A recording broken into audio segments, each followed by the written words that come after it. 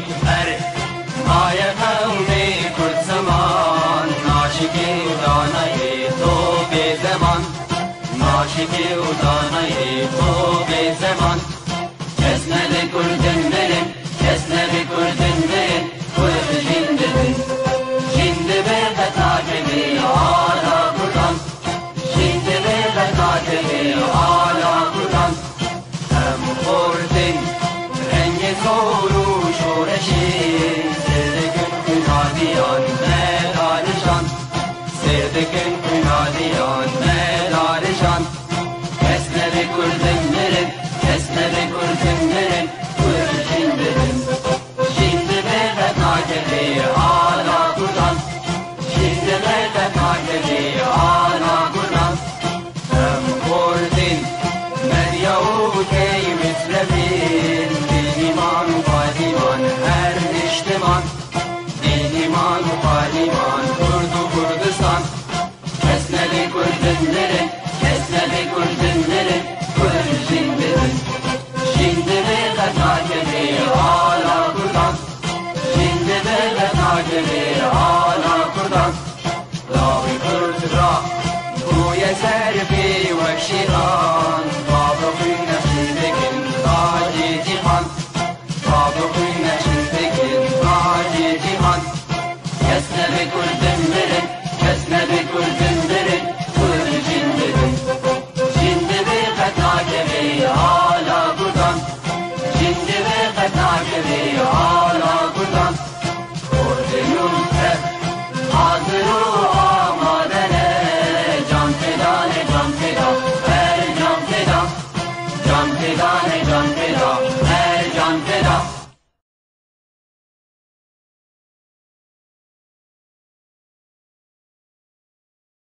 و تماشاوان پیو تیوی ریبر هبون بواریا د برنامه زانیاردا به ناو خواه و یکیتیا گشتی نویسکار و روزنامه‌وان کرد لسوری و به ناو هفکار خواه نویسکار عبدالباقی حسینی ام بخیر هاتنا و دکن میوان خلقا ایرو سیاستوان و لیکولر کردستانی محمود عباس ده سال 1952 دا لگند نصران گریدای دورا ترپسپی هاتیه جیانی خواندن خویا سرطایی و ناوین لدبستان سوریه دناوبرا سال 1907 و 1976 بداوی کریه بشه اردنگاری لزانگویا شامه سال 1975 قداندیه ماستر دبشه زانستن اردنگاری ج زانگویا خارکوف اوکراینیا سال 1984 ورگرتیه هر وها باورنامه دکترای دبشه اردنگاری آبوری ده سال 1988 ج زانگویا مسکوی یکیتیا سوفیتا بره ورگرتیه گلک سمینر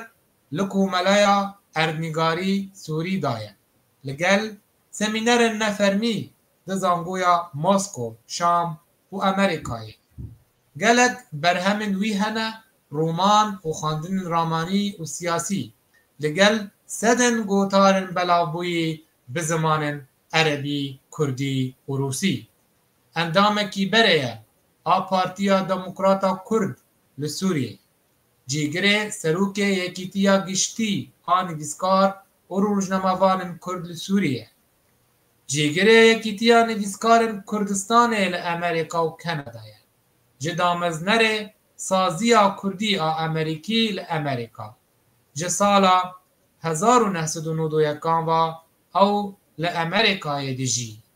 خیر هاتی برنامه ما سیاستوان و لیکولر کردستانی محمود عباس سپاس دکم که گیری برس لاوری زیشترا جک باویمانی را جک بینری دلار را گلک حقیقی ما روژک خوش دمک خوش هم پور قدیم تصاوی ما مستعار امی جپر سایکن و دست پید کن امی دست پید که هف پیوینه ترباسی قناخن جیانا تربن باندورا جیگه اکتوله بویه مزن بویی لسرته رولاوی دا آواگرنا کسایتا تدا و کسین خودی باندور دوی چاخیدا سپاس کم وەکە گۆتە پێ ئاماژە کرد ئەس لە گوندێکی بوومە گوندێ نسڕانم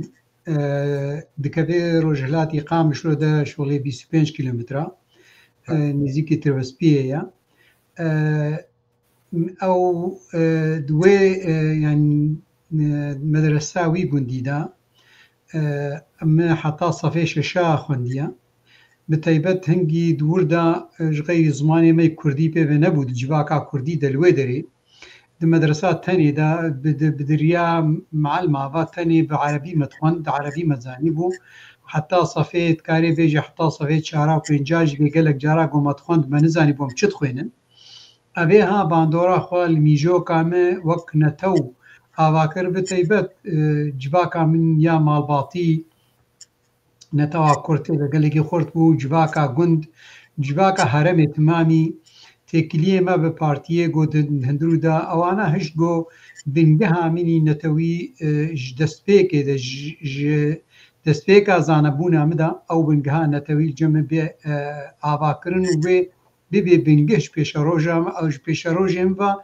حتی دیکی دیگه یعنی راست از هندروی سوری دا تمام جیانا خواه ده کردستانی دا وحتى زانغويا سوري دم تمامي تبليها 28 سال هم قطني قدانيا لي او 28 سال همبري 5 سالي مني ديه يكون درب قدانيا او يعني راي مني كردستاني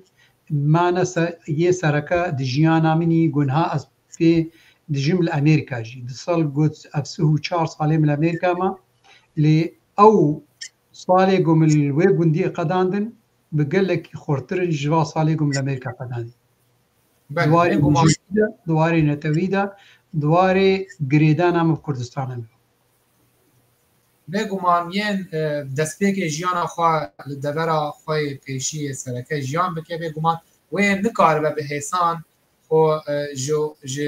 جیانا دستپیکی رزگار بکه هر او جیانا دستپیک دبه بینگه آفراندن امرو بینگه ها مزنبون و پیشوچونی مرو بگومان یکا ام همی هستک سردن کتنا پرسات نلگور باش پارچه کدیش پرساتا که بر قصوری مگرم بشهادیات شیش بر پاندورا کیل سرمه هبو بتیبت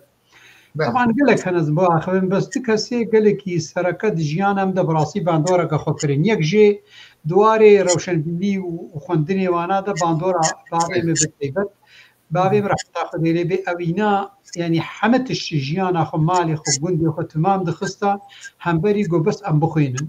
اوي مدرسه قند افاكر بجمالي خو اوي تمدي طاوله انين اوي معلمي دسبري جو حكومت بشيني وي معلم انين اوينا خست يعني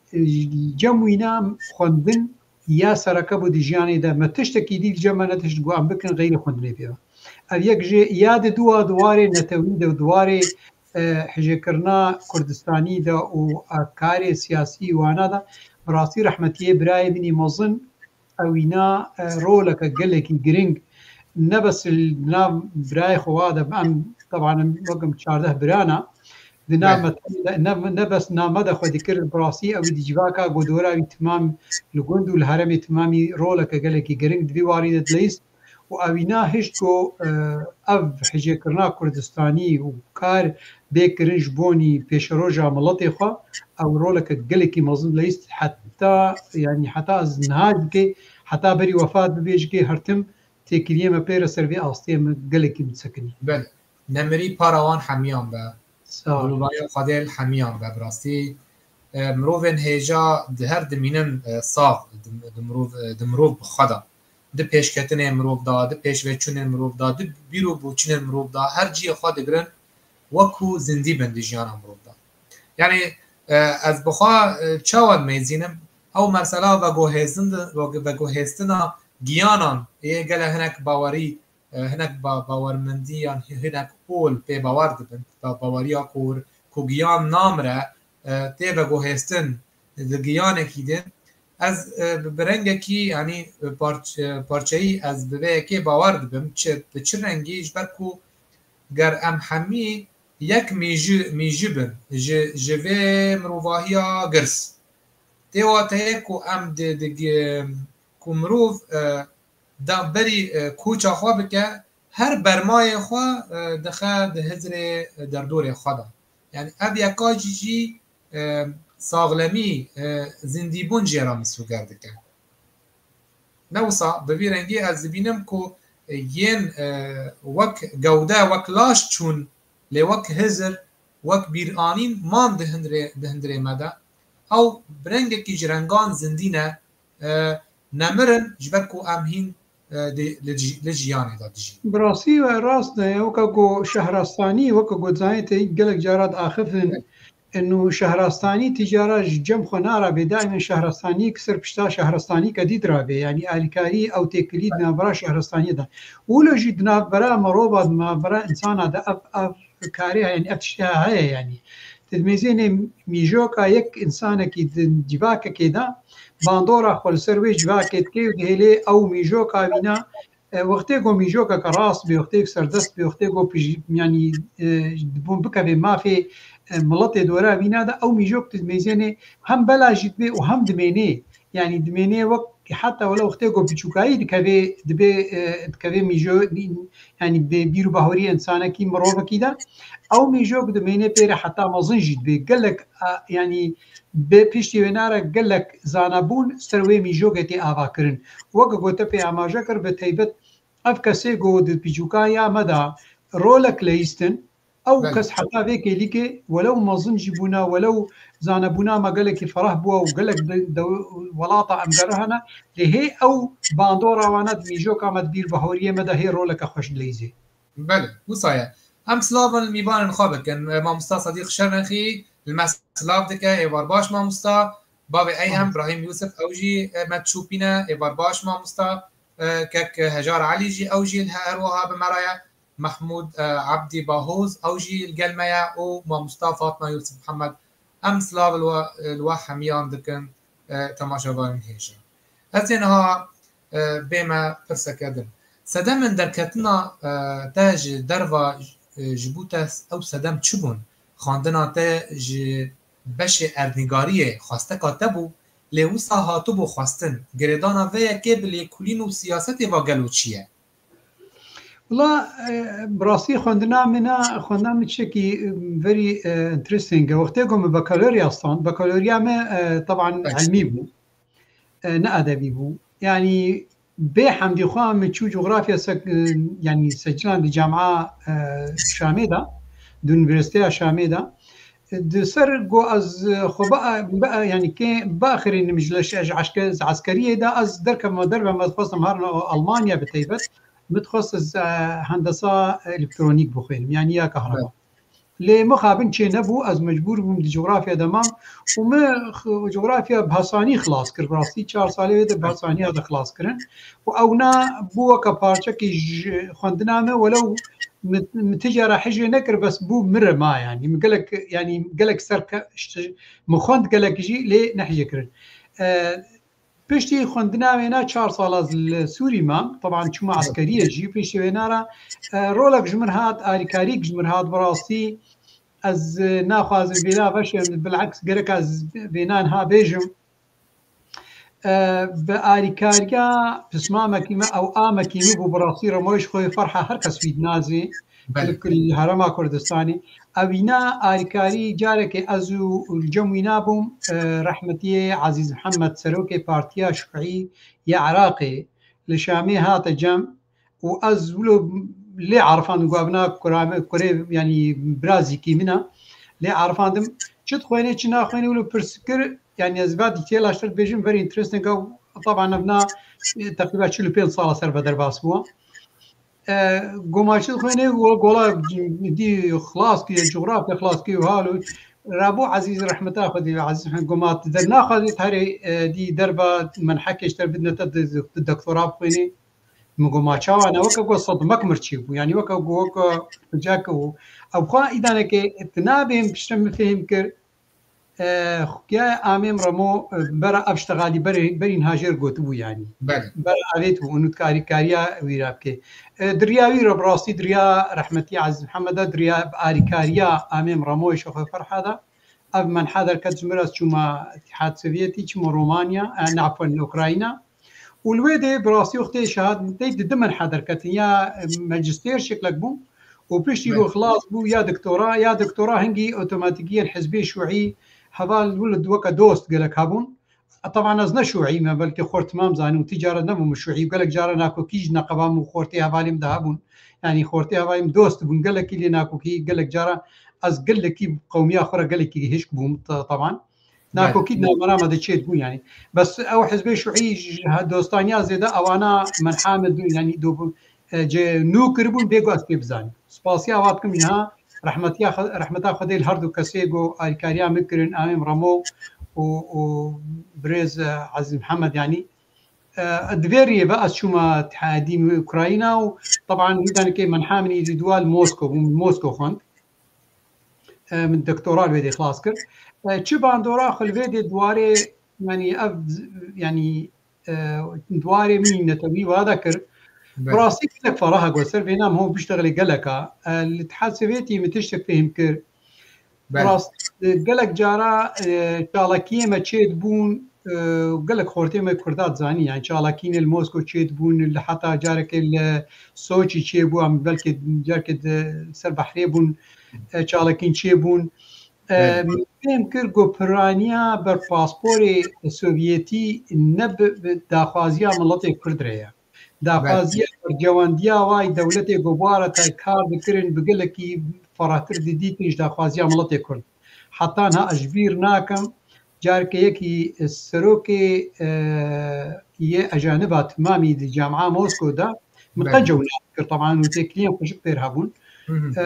ترسكر السوتشي قوتم قوما كا دولتي ودولتا كردي كنجي تشيبو حتى هم بحثا دولتا خود كن إهانة كيبو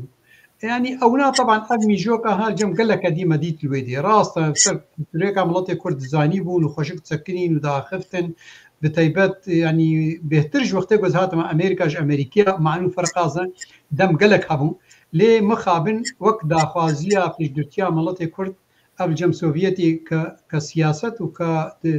كإيديولوجي نبو يعني برجوانديا دولتي قبار كارد كن بقلك البيشا بيشاروجا ملطي كرد الديتن أبينا باندورا خو قلك المكر وبراسي وكا مخابيني كتشكر وكا بيهيفي كتشكر بسوفيتيرا چه يعني برسادي مثلا چه هش جوز هرما سوفيت وانا بخوينم براسي قالك هيديا مهبو دائما دخست فيش جوز كتم جغرافيا تيدا ما متزاني كجامعة تانية تفيدا قزنجاي نينا يعني تشتكنينا قالك هيديا مهبو داخازيا مهبو جوز هرما يعني دكتوراه بخوينم حتى بريقو آخر تنسر بيكرين وبريقو جمر بيقو تنكاتي چي انا بريق بصا يعني صاد صالاجكي مولا هيديك هبو جوز هرم دكتوراه بخوينم ووكا صدفة يجمر دركت براسي از قالك كيف خوشم بي واز دي ساعتان هاج كي از قالك يسرفم يعني كيف خوشم قو اريكاري مرهاتا كرن واز وي قنجية تجارة حياتا خود جبير ناكم يعني قنجية هردوكا وبراسي جي قنجية اتحاد سوفيتي كدولة فيش قلتيا تشمه چه قالك خورتي ملطي كرد قو اريكاري وهاتا كرن ومشاهدات ستاندر تو دی چاخن خواندن داج در وای ولایت مایل اوکراینیا و روسیا جمرا قالا وی دمه بک سرپیهاتیا تا لدروا تا چه سود جماین اخوا لور گرتو بو مخابن دوی دمه دا يعني هي يعني كاري بارتي تي وانا قالك كيم بو ليه تيت حزبي جروب حزبي شويه بو حتى يعني حتى او بارتي او كبارتي بعض رولك قالك ليز قالك جارب شتي خراب ذكرن دندرو دناب و وكا قدي مدينه جامعيه د جامعه دا قالك خرابيت كرن طبعا دبرباري طلبه كرده از بخزانم جارك دي جارا يعني اوا جروبا جمرها جنك رواج مول قوتن قل هي طلبه كرد تكرن جا مخابرات سوري يعني قصدا تخازن بيجم انه اتحاد سوفيتي ريد دابا بارتي يعني هي عنصري غورولك بليزن دجباكا طلبات الدويدي دا ابي باندورا خا دواري سياسي المكر خالا يعني طبعا ابناء قال لك ما هو كاري سربا خلي ناخذ كميده بس استخازن بيج ابناء حالك قال لك خرابو ام يعني ام وقتي صد دائما ام ليد هاتنا راستان يعني ليد هاتنا راست و باندورا خود کر يعني بس خاله نخوشتر جي براسي حتى السوفيتي جي ناكوكي دنا برا بارتي ما كردي دا تشيبون نحبون دائما بارتي ما نلبون يعني او يعني جدبونا الولات الورج هبون وندي سناكوكي دنا خورتي ما شوعي دا كرد شوعي كردي بارتي دي دا الويديج كي هبون ولو وقتكم كنا دوستانيه وهبالتي دم درويشتن وفبرا هبالتي دوستاني هبو ليو جو دس اخفتنا سياسي هذا كرن او ناكوكي باندورا خود كر يعني بس شي خوش تيدا انه ما دجمناتيا هبنا كر الويدري ميجوك هبو براسي دجمناتيا هبنا كرن يعني كين جبنا دستاندن راس اخفتنا كسياسي هذا كرن وحتى مثلا السوفيتي اتزانم جو مثلا حتى الويدجي بارشبونا بارتي الولات باندورا خود ديركت الواد كر يعني از داركت سيمينار كده از حاضر بون سيمينار كده محاضر بون از بو ما مستاذ جليلي بو ورحمتيه صبري مالا صبري نافيتشا مش بيكر صبري تقول مالا او يكي جوا طلبي ما يتكفن بصالة 1950 وانا هاتبو ويدري ام تمام تدا اماده بون دهندرو ويجبات تدا ناكوكيه مزن دنا برا بارتي خورتي مي كوك يكوكيه بارتيا كردن تيترو باش باكور ونا برا PKK دركتن يعني حتى هاوي آسته جروبي جو PKK رد سمينار دركتن ولو سمينار سر باركي نتوي بوش بوني داخوازي ك يعني جبوني جباتك أبخوك عيدة كي بوهات بوكرن حتى بيت يعني بو آخرتن أزو جليل جيم درك بيا درنا كفن تعليم قوتي مقوما مستعمل بيدي بمين يعني أمين نكبنا ناخذ ندومان نجبات دمان لي جروب أقدر كتجي يعني أو جروب خورتن هنا نكارمنا فيها بيجم بس نه نوقت يعني قصدام تشوف خازن بيدي بيجم دوي واري جو سوفيت دبو ونت أممي بو يعني ولاتك أممي بو جرا كان يزيقبونك بالجمع تشيكر بانا وميجوكا ما بفيش خصبانا كطلباء وأم ببانا باسبوري بارتي خوا ما هشتبانا ناكوكيد نا بارتي عمدا كين بقولي مخابن أمل دواد شون أو ناكوكيد جمد هاتنا كرن يعني أف دواري سياسي دا زبيت شيد بيجم دواري الروشن بيري دا كولتوري دا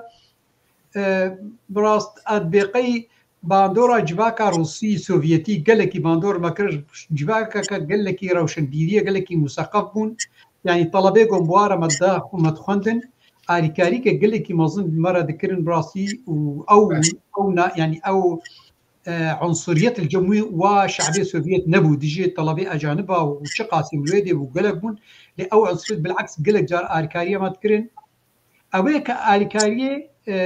يعني هشت جو بدي خويا كرن إنه خندن تشتكي بيويست جمرة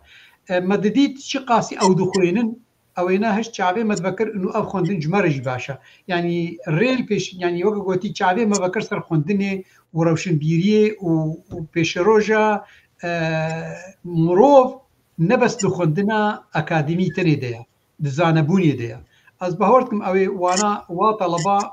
رولك خوش دمي جمك كس رولك قالك جرينجلي جمليس هذا يعني هذا باندورا خو كر سر جيانامه سر ميجوكا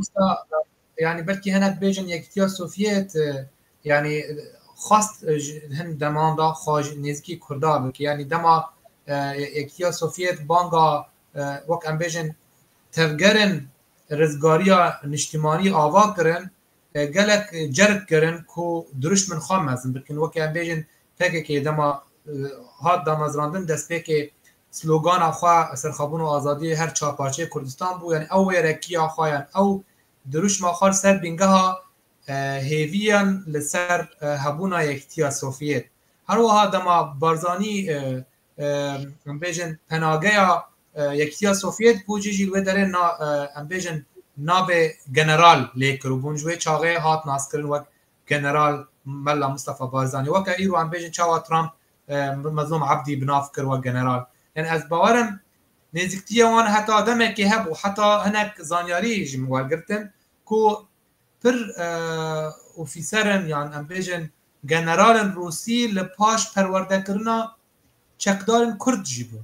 حتى راده کیجی بێگومان کە ڕێبەر بێگومان ینی سوڤێت پۆزیتیڤێژی هەبوون لێ نەگەتیڤێژی گەلک هەبوون ینی ئەم ناخوازم بکەبنە کوربوون ناوێت شتیدا ینی مەسەن دەستپێکێ دەخواست جمهوریا مەهاباد چێ بکرد بە ئالیکاریاوانە وەختی ئەزربیجان و مەهاباد چێکردن طبعا ئەو بەرژەوەندیا سۆڤێتی دەبوو هەمبەری ئەمریکا و یەکیتیا ئەوروپادا عفوا دەوڵەتی ئەوروپی دە دوی وەختیدا و تەدید وەختێک و بەرجەوەندیاوە کەتە سینۆردا ئەو ناکۆکی نەقەباوە و ئەمریکادا و طبعا اتفاقیا ماڵتا چێ بوو اتفاقیە نەدی چێ بوون نەقەبا ستالین و ئیزنهاوە ئەنەبچە هەنگی ئیزنهاوەر بوو و چێرش وەختێک بە ئەو واخ اتفاقی چێ بوون تەدید مەدید سۆڤێت خۆکشان دوش بۆی بەرجەوەندیاخوا لۆ قزنجیاژ ئەوروپا شەرقی بکە ئەم ناکەمە بێتی تێلەدا دەعالیە دی دەژگە مەسەن چ قاسی پێشگرتیا سەدام حسێن ترند وەختێکیدا حتا تەیارە هەیە سۆڤێت جگێ طياري وانا الكردا خصنا بس آلية دي وجهه تدميزيني اواجه يعني سوفيت قال لك الكاريا طلبه كرد كريا الكاريا بارتي كرد كرنا بيش قرتيا هيزا كرد قال لك كريا يعني اللي في دري قال لك هو وقا قوتي قنجيه واجبون دانكي وخرابيه واجبون دانكي بس هرتم قال لك هو في نقطه ديني چه دولت به چه سوویت به ولا چه امریکا به و کی به هر کس برجواندیا خود میزینی برجواندیا دولتا دوار سیاسی دا گلک جارا دهیلگو مافی ملت بچوچک بندست هی دناب لنگاوه هری بس نا کبه وطای مثلا ملت کرد بجار که ردیجه ملت کرد بو نا بس انو داخوازیا وانا او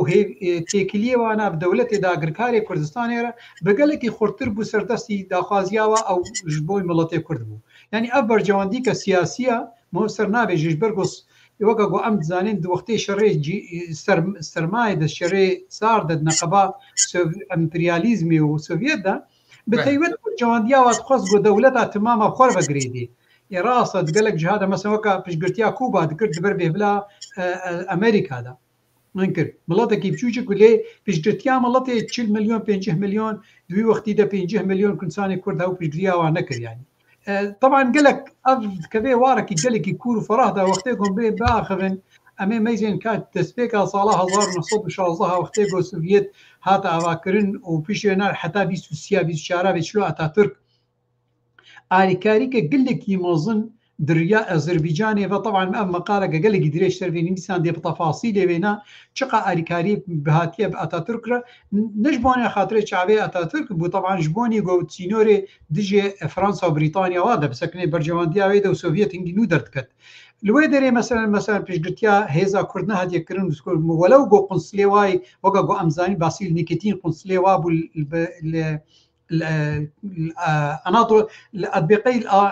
الأرض رومي بونزا قنصيال بوديمو باسيل نيكتين تي خديه كتابة قال لك بنابو دنگ سكرداني بسانديا أوينا مثلا داخازيا كردا كر بس نقهاوي آستاق وحكومتك وكا سوفيت وري بيشقتيا هيزا كرد ملطي كرد بكي جتركيش أتاتورك بخازي مثلا والله ملطي كرد رازم بسرخوب بي يعني بارشك بيشتركي يعني تدميزيني ديسم دبقرنوي وطاي دولتي جرينج كيبي السوفيت بيتشي ايديولوجيا بي دائما برجوانديا خل بيشي حمد شي ديني بس ديسا دوباراتكم ناكا بيبي وطاي انه دجمني ملطي كرد نا مثلا امريكا جي امريكا والله امريكا دوستا هوالا نا دوستا هوالا برجوانديا بي خوشتي هشتي جو بيبي هوالي ما تنكر اف برجوانديا غيركم قزنجي جيبكن ايرو بيش قلتيا ملطي كرد كيش برجوانديا بي تخوازي بس صبح وقتی گفتم شما بردی نه از نبیش مال امریکا بابی مو بوده شما بردا نه یا حوالی مو بوده شما بردا بر جواندی اوید خص ما گره کم قزنجیه کربانه یجبید لبی نقطه از مصر خص بسکنم يعني بس ناك كم ديتيل تمامي ده بس خص از تجربه خو ككس هبونا خل سوفيتي دوی دماغ از بور بوم چه هبونا چه تجربه عمل ودي هبو يعني وقتی خورت سوفيت ملت سوفيت ملتك قلقي هفال دوست بو وبراستي قلقي كيم تديتيا كي قوحج أجانبا نذكر وآريكاري قلق ذكرن وأزقنجيا وانا كملت براستي تجارة جبيرناكم يعني أو دوستانيا راستي يعني بوا خورتي ورا مداو دوستان ومكتنا قفتو قويا دا قلقي كور ويعني تجارة ولو عمت جمانا دوستان دن جارك يك أمين عندك جماعة تصادن ئەو ژینای سۆڤیەکی سۆڤێتیەکی شوعیە کوبا بوو ئەم سەر ئاخفتنەکەی هاتەکردن وەختی ئۆلۆمپیاد مۆسکۆ چێ بوون بەلکی درێژ کرد دیسانەکەی ئۆلۆمپیاد مۆسکۆ چێ بوو پرس هاتنەکردن جوینەکە فەڕەح بوو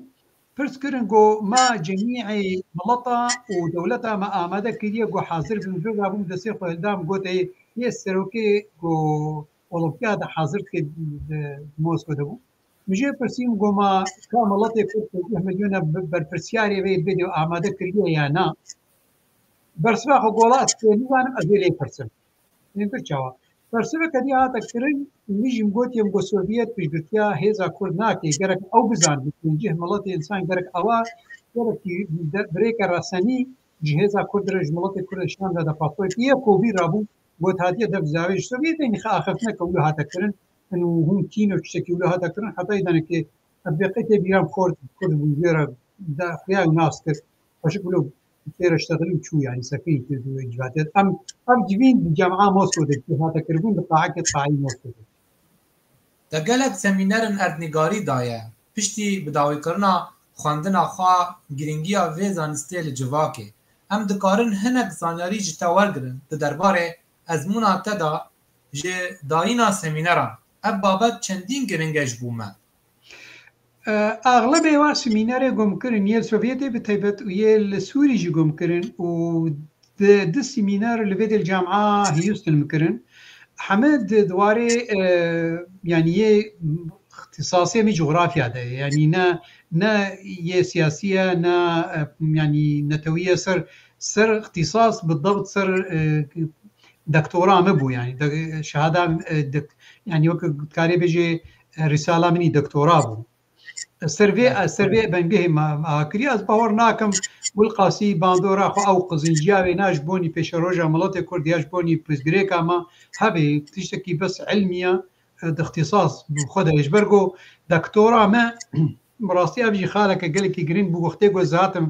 سۆڤێتیشی خارکۆفێ عفۆن هاتمە مۆسکۆ دەکتۆرێ مە یەکی جوهوو بوو پرۆفسۆرێ میانی یەکی جوهوو بوو گۆماتێ چه موضوعي يعني شي موضوع تي سر بنويسيني دكتوراه خا ميجي مقود مغزي موضوع كي نويسين سر جغرافيا كردستاني رابو طبعا مفيد مديد جو خشك سر كردستاني زاني قلت مگو كردستان جغرافي كبي سياسي تنيا وي قبول نبل في دري يكجي وياد دوا ومعلومات او مراجعي وينا قال لك كيم بن قلت سر هرشا بارشات وري بنفيسيني فاز بهور ناكم كليه بخوت مام قبول بكيفي تشتيها وفعلا كليه قبول نكر قلت جو ابناء ناكبي اظن كم قبول نكر ترصان جو مثلا هيا الرخن اللي بينك ريج دولتي جو سر يعني يجو كردستان تيلا چه عالی بس قبول نکردن رابو اذا نکه مسر چکر منیویسان سر يعني ازيب عربي بيجم التطور يعني تطوير وتوزيع الصناعات في سوريا والجزائر وليبيا كمثال عن الشرق الاوسط يعني وكا نومينا جبوني رجلاتي نادين سي دولة آنين نومينا سوريا وليبيا والجزائر وك نومينا رجلاتي نادين دا ايكونوميكا وينا وصناعتي وينا وبيشروجا وينا سر برانيا اخفتنامه ونفساندني مو سيميناري مقوم كرن سربي اصيبو سر رجلاتي نابين بو بتيبت سر هر سي دولتام كر تلقى المجوليه خاب لكولين وخاندن الراماني برهمن ويجي نفسيه تچاوا دناوبرا هر دو شاخان هفسنگی کریه ما تو به یکیرای کومرو دوی دمه دوی به تک تشتکی تایبت بکیه تایبت مندی خواهد واره یک هنره که یا جوره که جنیوی ساندنه ده لی بنرین آتا پر مجولی آفرینر نتشتکی چوته برواجی وی که اف دولمندیه که و هنرو لباتا وی پشت راست کن كاكربر رومانا يك امين من نيفيساند حتى وقت نو كان بكالوريا خلاص كر صالة 1972 حفتي يكي مدس بكر حفتي دوا من نيفيساند يعني دس نيفيسانديا او رومانا او ولا من نيفيسانديا براستي ادبيقيها فالجمنا فهي او برتوك الجمنا اب برتوكا هي بخطا دستي منها تبينه هذا شاني وكا هێ بخەتا دەستێ منە ڕۆمانە ئەول ساڵا دقەی گۆزنە شاشم هاوایە لێمەی زێنێ بله ساڵا هەفتەی و سیایە تهین چاپ نکرد قاضی ویرنگی طبعا ازيش ترى بيجم چاپ نکردیا يعني بري ناجم قال قوتار نيساندن طبعا يك خالك جي صدامك جي عربيا من قال خرط ودي الوقت ده بالمناسبه ازدني بكالوريا عربي دي علمي بو بله يا من خرط بو ومن خصص بد ما هبالنا براسي في المستراس بتجمع يك جي يا دوا او قوتار نيساندن جي نهاتنا واشاندن هنجي واشاندن قال لي زحمت طبعا قوتارا رومانا دتوها صلاح هفته و5 هفته و 6 نيسانديا از هند الشامي بوم رومانا سيسيام خلاص نكر طبعا يا دواجم خلاص نكر يا سيسياج كم بيتري سير بين انسان خلاص نكر صلاه هفته و 6 هفته و 7 نيسان از هنگي عسكريه دبو د عسكريه من نيساندن او رومان نيساندن يعني هنگي اد جامعه دبو مدجامعه دجي او دخو يعني نيساند او يعني وقع قومقوت هنجي محج اختصاصي خو نذكر بس مدخندش بوني جامعه بالصينم اللي بهتر ميجوكا مديشكسر ادب وخندني يعني نيساندني دا او انا هج نيساندن يعني بيتشي بس شما متشاب نكر وشما نهاس شاب ناكم رومان ياوي ميجوكا يا وقتي يا خورتك يا عمري بينا 20 صاليه يعني عمري مهنجي 19 صال بو 20 صال بو ميجوكا انسانك في صالي بتشيني بسنه وتصاله حفيده يعني بيكون هذا برد فيدي ده وك حنكا يعني جانا اجد خوين بس خد كلم يعني براستي من ضانكي من نشوط انا بيت يجبر بس وك كذكرى يعني براستي جمرات چند کاغطان جمرات چند کاغطان بگری ولو اشخرا هناكي بخوينم خدي قالك ناقا كريبر از حتى اصنا خازم بخيش برقو عربياوي اول نخشكا يا دوا شغله خورتايا يعني تبيني يعني تيروكا حجي كرني وخورتا وكردستاني يعني تشكريا مخستيا خورتك جوهيبيا يدر كبيدر وحج حجي كرن او انا ناهيلي وحجي كرنا ولات وبخازي هري الشر وبخازي يعني واري نتوي واري حجي كرني اجتماع كتيرنا هبدا نو القاسين ها يعني نيزيكي في ميجوكا فيدميا هاجر جارك وقت هات وزباله بون بلكي از بوغهرم بكما يعني يا سركه به المتيده وبوغهرم لشي متخصص فيدا بيجماز يعني ناكوكي نقبا خوندنا ما وميجوكا ادبي تشينبو جبرقو محج ادب تذكر ولو ازنا ادب يعني بكالوريا من ادبي بعلمي بو بس مقلك رومان او نامت خوندن يعني تبي رامه دسبيكا خوندنا مش صفحه 7 وقت يقولوا قام دسبيكا روماني هنجي ارسين لوبين وتيروكي ولو بري وجي بوليسي وانا متواصل متخوندن صفينها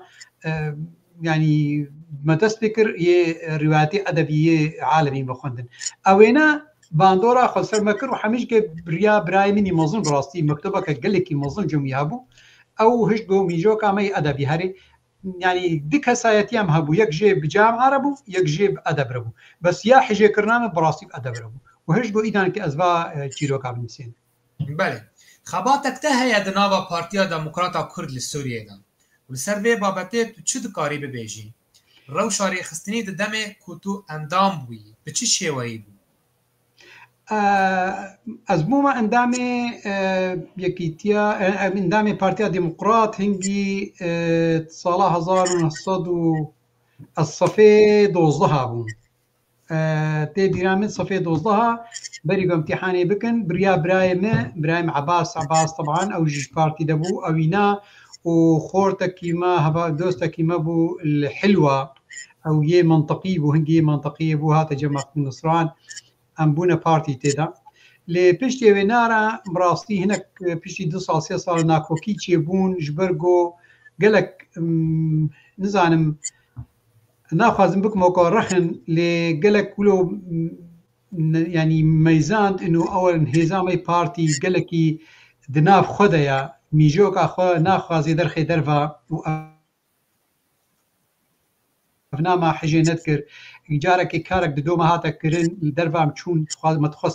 امكارنا بكن بيجو ام بيجنا يعني فرعيه ومنطقة علمي منطقية في بخن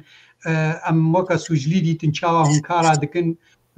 بيقوم بيجنما إنه يعني شالكي چه بکرن لازم دریا سیستما پارتیتی ده بیوفنا مدید تشتکی گرلکی ندرسته انو چه انسان چالاکی که بکه گرک چالاکی بکه پیشتر وری بیجی انو ماف چالاکی کرن و بیرس یعنی قیماندن قنجه یا نه یا دی تشتکی گرلکی از مدید نغراست انو چالاکی پارتی و جریده وینا گرلک جارا ما خواست که انو لازمه بي بلاف كرن دناب عربا دا دناب حدا بيشجريك عملتي كرد بلا ببي نبس نامة تاني دا ام بي بيشجريك زانن وأبناء براستي يعني بوكا ناكوكية نقبا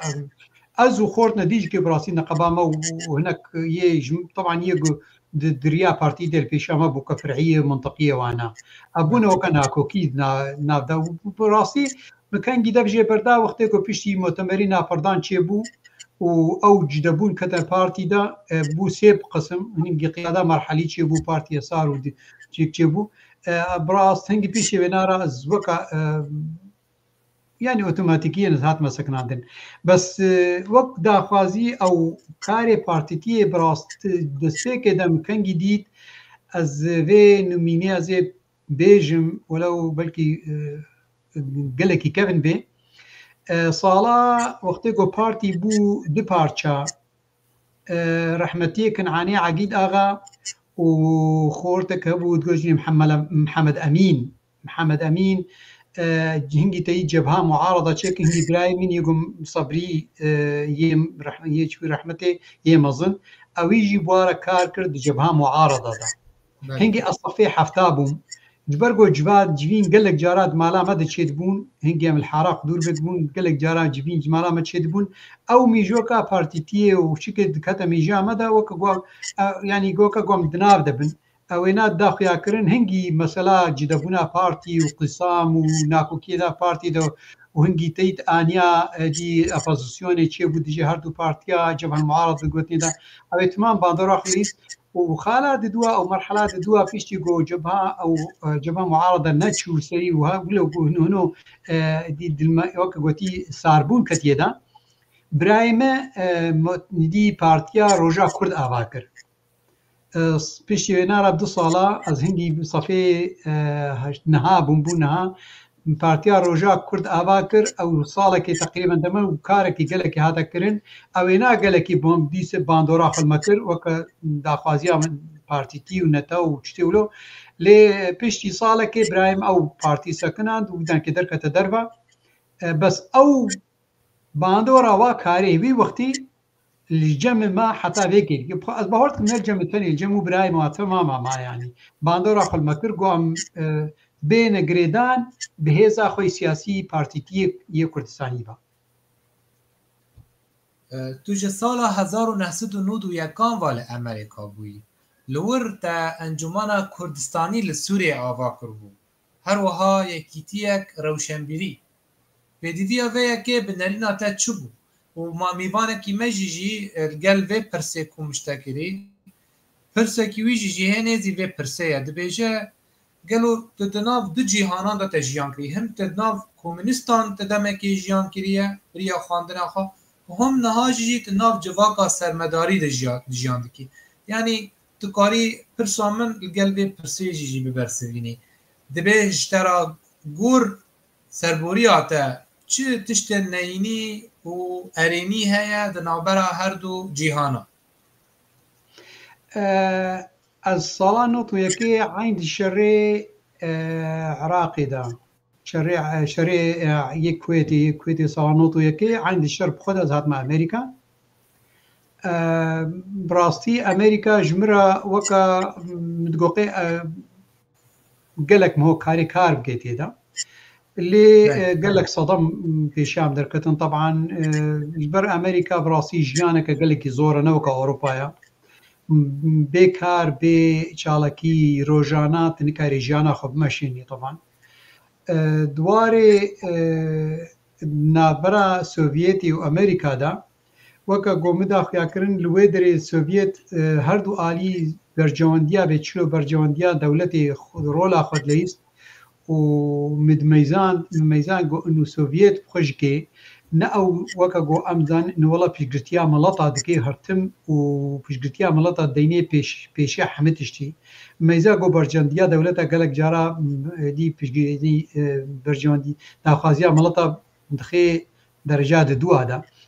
الأمريكا جكي ولو سيستيما كدوا سيستيما كقالك جديا اللي بيدي راس ماليتها جيان قالك مختلفة طبعا بس دي سنة كي أو سياسة نفسها ويناي بتكاري بيجي نفسها ويا دي سنة كي برجوانديا أمريكا وقتي جو بخازي ملطة كي بندست درخي برجوانديا بيرا قريداي بيوي آيكاري بيشقرتيا كي وكا قون هام تزانن بيشقرتيا هيزا كرد كي دروجا أباي كردستاني دو بيشقرتيا بيشمرقا كر جبوني داعش بهرويني جبوي برجوانديا خوا أولا هي أمريكا أوروبا فاراز راست برجوانديا وانا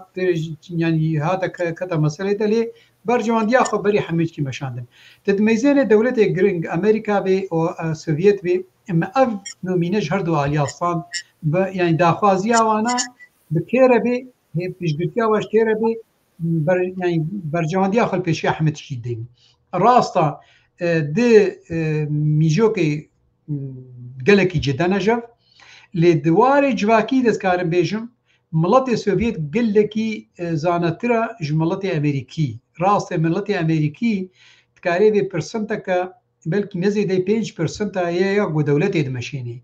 يا جو سردستي دولتها وزاننا للسوفيت سري صدي بلكي بينجو شيست هبو حمية زانبون يعني خورتي والطلبي وانا حما سياستها دولتها دقهشتن راست دجي امبرياليزم بون ودجي ميجوكا كسوفيت خصو سري وادا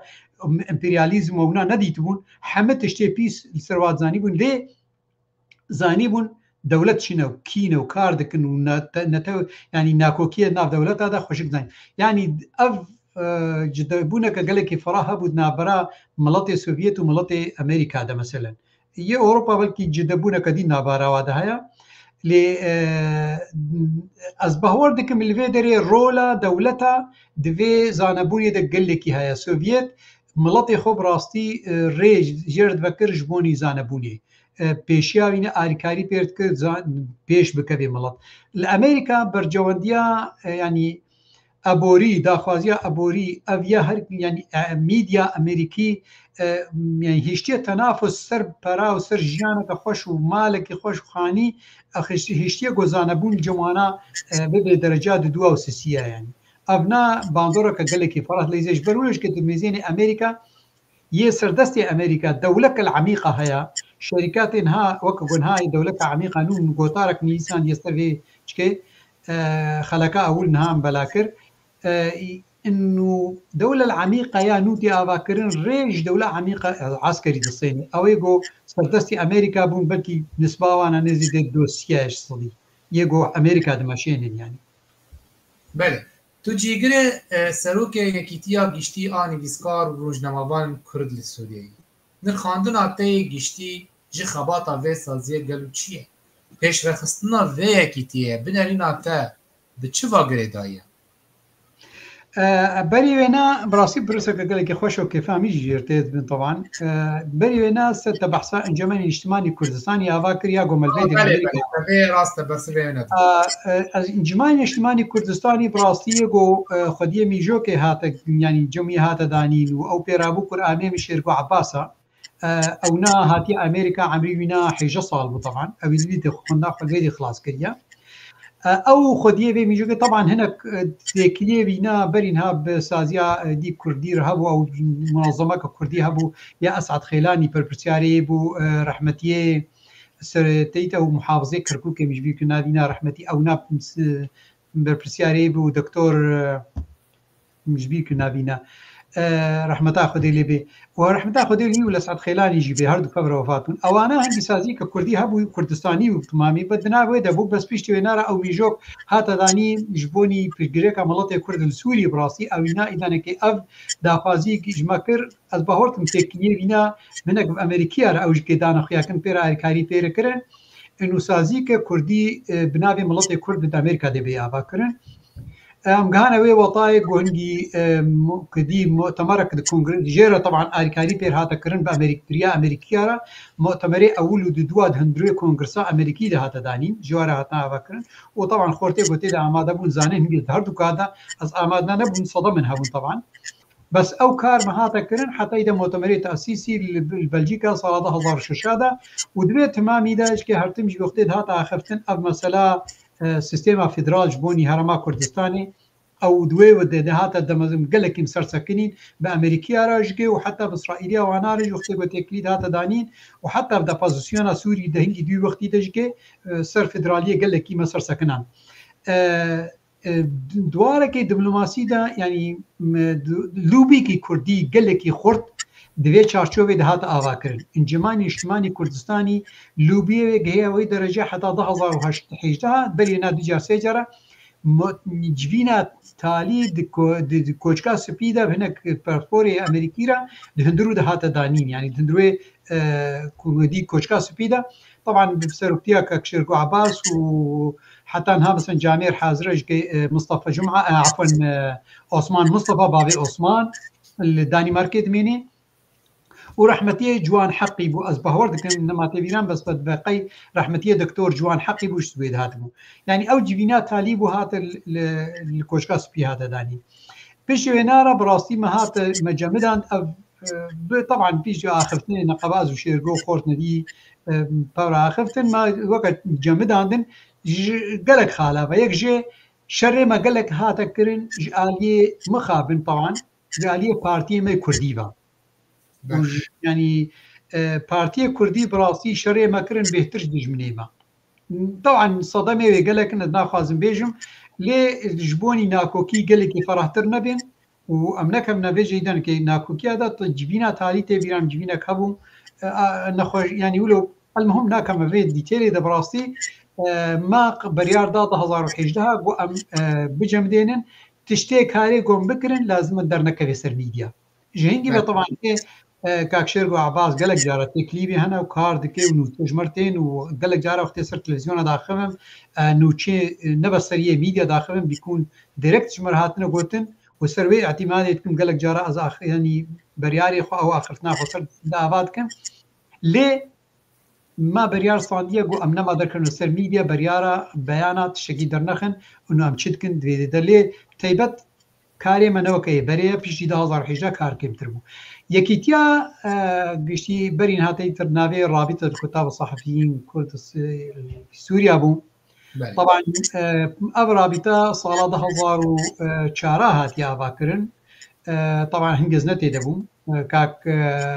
بابي ماني وكنها حسامت كي كاك ابراهيم يوسف خور نديج لقام شلو هنجي اوانا بفرا او يعني رابطه افاكرن وطبعا كاك ابراهيم قالك جارا سيرفي اخفتيا وتشلو هاتيا سكنادين وكي يعني تشلو تكليف بفرا كهف ذكرنا او رابطه قالك طبعا كارجي كرنا حتى ادري دما تالي وقتيكو كاك ابراهيم الامارات ابو هناك ولو سرمس يعني صار بو رابطه نما ولقى سرما يعني نما او كاريوي قال لك نما هاتكرن تي بيرامي كاك ابراهيم تكليم ركرو تليفون بكر هنجي باور اخفتنا از باوردكم نما تي بيرام 2000 ونهاب 2000 ودهاب از قنج نما تي بيرام ذاكره من وك نما خرته وكاك باوي ماني وابراهيم او لور باي بهتر خوشك بيجن جود قومي رابطه كيتشيك ما كاتي دكاركم طبعا قلكي كيف هم هات براسي ومقالك يقرا اصلا يجي مكاركر وهنجي ما برما النظام الداخلي مدني بساند وما يعني بروجرام مدني وجبين هاد ندانين ورابطه ما هذا افاكرن طبعا هنجي ازبوم كاك بابي ما كاك ابراهيم بو بابي ماني بو كاك خورشيد شوزي بو خورتك كيما دكتور يما نبيش بكر السوفيتي بو حتى نعيش دبيني دكتور بابينا او خوش بيازش قندك يترخمه دايش بيازي سند بذاكرنا معايا قالك سباسيا ويجدكم طبعا بس وينان هاتي دبجه برداي كار ناكي دينا خۆر نەدی ئەنا هەنگیدان کە مەڕابیتە چێکرد لێ پیشی گۆمە کار کرد و کارێکی گەلێکی کرد و هەنگی کارێکی فەڕاچێ بوو و سازیایەک ئەمین بوو گوام هەندروێ هەنگی هەندروێ ڕۆژاوای کوردستانی دابوون لێ مخابن بێت تای ناکۆکی کەت ناودە و جدەبوون کەتیێدە و بۆ ئەو سازیەدی هات ناواکردن لێ ئەممان وەکە سازیای دەنەکەی ناوێ هاتە گواردن ینی بوو یەکیتیا گشتیە نیسکا ڕۆژمەوانی کورد لە سووری و حتان هاان تێدە کار دکن ئەس گەلێکی سەر بلندم پاڕاستی بکارێمە کارێمە کارێ یەک ئەمیم و کارێ بێژێ ئەم وەک ینی گروپەکە چاونهێریە ژبۆنی مڵەتی خوا ڕێ ڕۆناییە پێشیا چ مڵاتی خۆ چ تەفگەرا خۆی سیاسی دکن دەمەزێنێ ئەم کی ئالی جوانە شتێکی باش بکەین پیشگرتیایتن کی شتێکی خراپکەین ئەم ڕەخنالێتکن و ئەم دخوازن ڕیاواشاش بکەن ئەم کارێ بێژێ ینی بەرنامجامەی سەرەکە یا یەکیتیا گشتیانی سکای ڕۆژمەوانی کورد ینی ڕەوشنبیریە بخنا مڵەتی خۆدا داخوازە مڵەتی کورد بگهێنی دەروی یان جواکە دەروی مڵەتی کورد ڕیا ڕاست پێشیا جواکە خۆی سیاسی بدێ خویاکردن و ئەم وەکە واری ئێوەکە جواکەکە ئەو تەوگەرەکە ڕەوشنبیری ئەم پشگرێکە مڵەتی کورد خۆشک سەرڕاست بکرد و نێزیکبوونەکێ ناف تەفگەرا خۆی کوردی تمامی دەچێ بکەن نەیەک بوونەک نێزیکبوونەکە گوان بهێرن پزگرێکە ئەمە دەولەتی ئۆروپیا دەولەتی دنیای سەر خۆشک بسەکنن و ئاریکاریە پشگرتیە مە بکەن ئەف کارێ بێژێ دوارێ سیاسی دوارێ ڕەوشنبیری تەبان گەلک جارام سەر مەسەلا زمان سەکنینە پاسپۆری خۆی کورد یێ چه هەلبەستوانی هێژا چه ینی لیکولنێری قا هێژا یەک وەفات بوونە ئەمواش بیر نەکەن بێنە بیرێ تدمەزێنێ گەلک میدیا ینی جەوازێمە هەنا بناوێ وا کەسێ ها ینی دوارێ ڕەوشنبیری دیژ کارێکی گەلێکی خۆشک تێکردن و بڕاستی سازیەمە یەگەل ئۆروپا کارێ گەلێکی هێژا دکن وام گەلک سپاسیاوە دکن و طبعا مەکتەبامەی لقامی شلۆژیکێ ئەم گەلک سپاسیای دکن کار دکەی شتێ خۆشن هاتێدا ئەم و سازیە یەکیتیا نیسکار یەکیتیا کوردستان یا ینی یەکیتیا نیسکاری کوردستان نهاتێک نێزیکبوونەکە خۆش نامە دەچێت بێ و ئەم کارێکی هەبەش پەڕە دکن و چاڵەکیمە دوێ دەمێدا ئەم گەلێکی چاڵەکی خۆش پەڕەتکن ئەو نات شتێکی جەلێکی جێ سەر بلنداییەیە و ئەس هێویتکەم ئەف چاڵەکی ها نێزیکبوونە هات نامبەردا ببێ پێشەڕۆژە نێزیکبوونە یەکیتی کرد نابەرا هەردوو سازیەدا و نابەرا تەفگەرا ڕەوشنبیری کوردی تمامیدا بله مامۆستا فاتما یوسف محەممەد دوو پرسیش مەکردن پرسا یەکەم بەحسا جودابوون دنابەرە کارێ ڕێخستنی بەرێ دەما وەدا دەما تو خورد بووی و کارێ ڕێخستنی سیاسی نەها چ جوداهی نابەرە هەردوو چاخاندا هەیە لەگەل پرساوەیە گرێدایە بە کارێ ڕەڤەندا کوردی لە ئەمریکا چاوی ئەو ینی جدەبوونەکە گەلێکی مەزن هەیە ئیرۆ پشگرێکە مڵەتی کورد بووە پشگرێکەکە ناو دەولەتی تدمەزێنێ دەولەتی دنیای تمام سەرچەکنن یعنی چین نە بەس دەولەتی ڕۆژلاتی ناوی نیای داگەرکار تدبیزین میدیا دنیای تمام سەردرکردنی میدیا وەکە CNN میدیا ئەمریکی سەرچەکنێ یا ڕوسی یا دەولەتی گۆ ئەم تیجارە بەهوەریە پێوەناینن لەسەر پشگرێکە مڵەتی کورد سەکنیت وەختێ میدە وەختێز خۆرت بووم جارنا مەحەنەک کرد قسووری مەگرمت گۆ خۆزی دەولەتێک بەحسا ئەو میدیەک رادیۆک بەحسا مە بکەی بەرخەبەراژی بکەیمە يعني حتى في أستيج متقول برخبرها بكيما بس بحساب جريكا ملاتي كرد كي يعني ملاتي كرد كسي نبش جريكا وازاني بو حتى شامي كسي ما نزاني بون كرد هنا يعني بس جريكا ملاتي كرد دناب شارشوبا ملاتي كرد تاني دبو يعني نبس إنه السر ندهات آخر فكر عالمي بحث ما نزاني بو أم هنا يعني أم دوي أصيدا مكار ذكر ومخابن دوێ فترێ دەشگەی تەفگەرامەی کوردی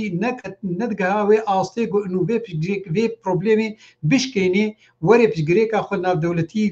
دۆراخوا ینی بەئاخەوێ یا بێژێ طبعا مەترسیک هەبوو وەکە گۆ ئەم زانن مربعات الأمنی وەکە ئایدی مخابراتی دژمن زۆردەستیکە گەلێکی خۆردت کرد چ ترکیە سووری العراق الحەمدەرە ئەف مەترسیەها هێشت بوو گۆ ئەم دناف خۆ دەبمێنین یانی ئیرۆ دە وەختێک گۆ ئەز مەسەلەن کیبێ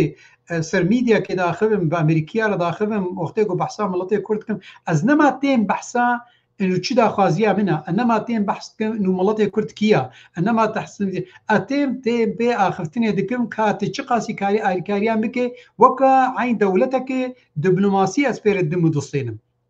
او ويبعلمين مسبش جريك اخوا انه ام تشد خوازن كي دجمنه منا كي سردستي منا ابنا ما تجاوزا كريا وبرانيا دولتها بيتشتي خوشك زان ده نبس سياسه مدار حتى كثير روشنبيري عالمي دنياي يعني جدبونه كقلكي فرها فجا ازد وقتي خورتانيا خدها وحتى وقت السوفيتي دركتهم يعني متزاني بو كس في جريك عملتي كرد نزاني يعني كارم او بو جو ازبيج مع عالمي از كردم وامكينه كرد وديروك امتشيا وامشد خوازن ابو متخص نها وقتی که از امریکا داخلم مثلا وقتی که یکیتیا گشتی آپونیا انجمن اجتماعی کردستانی وقتی که مدچونه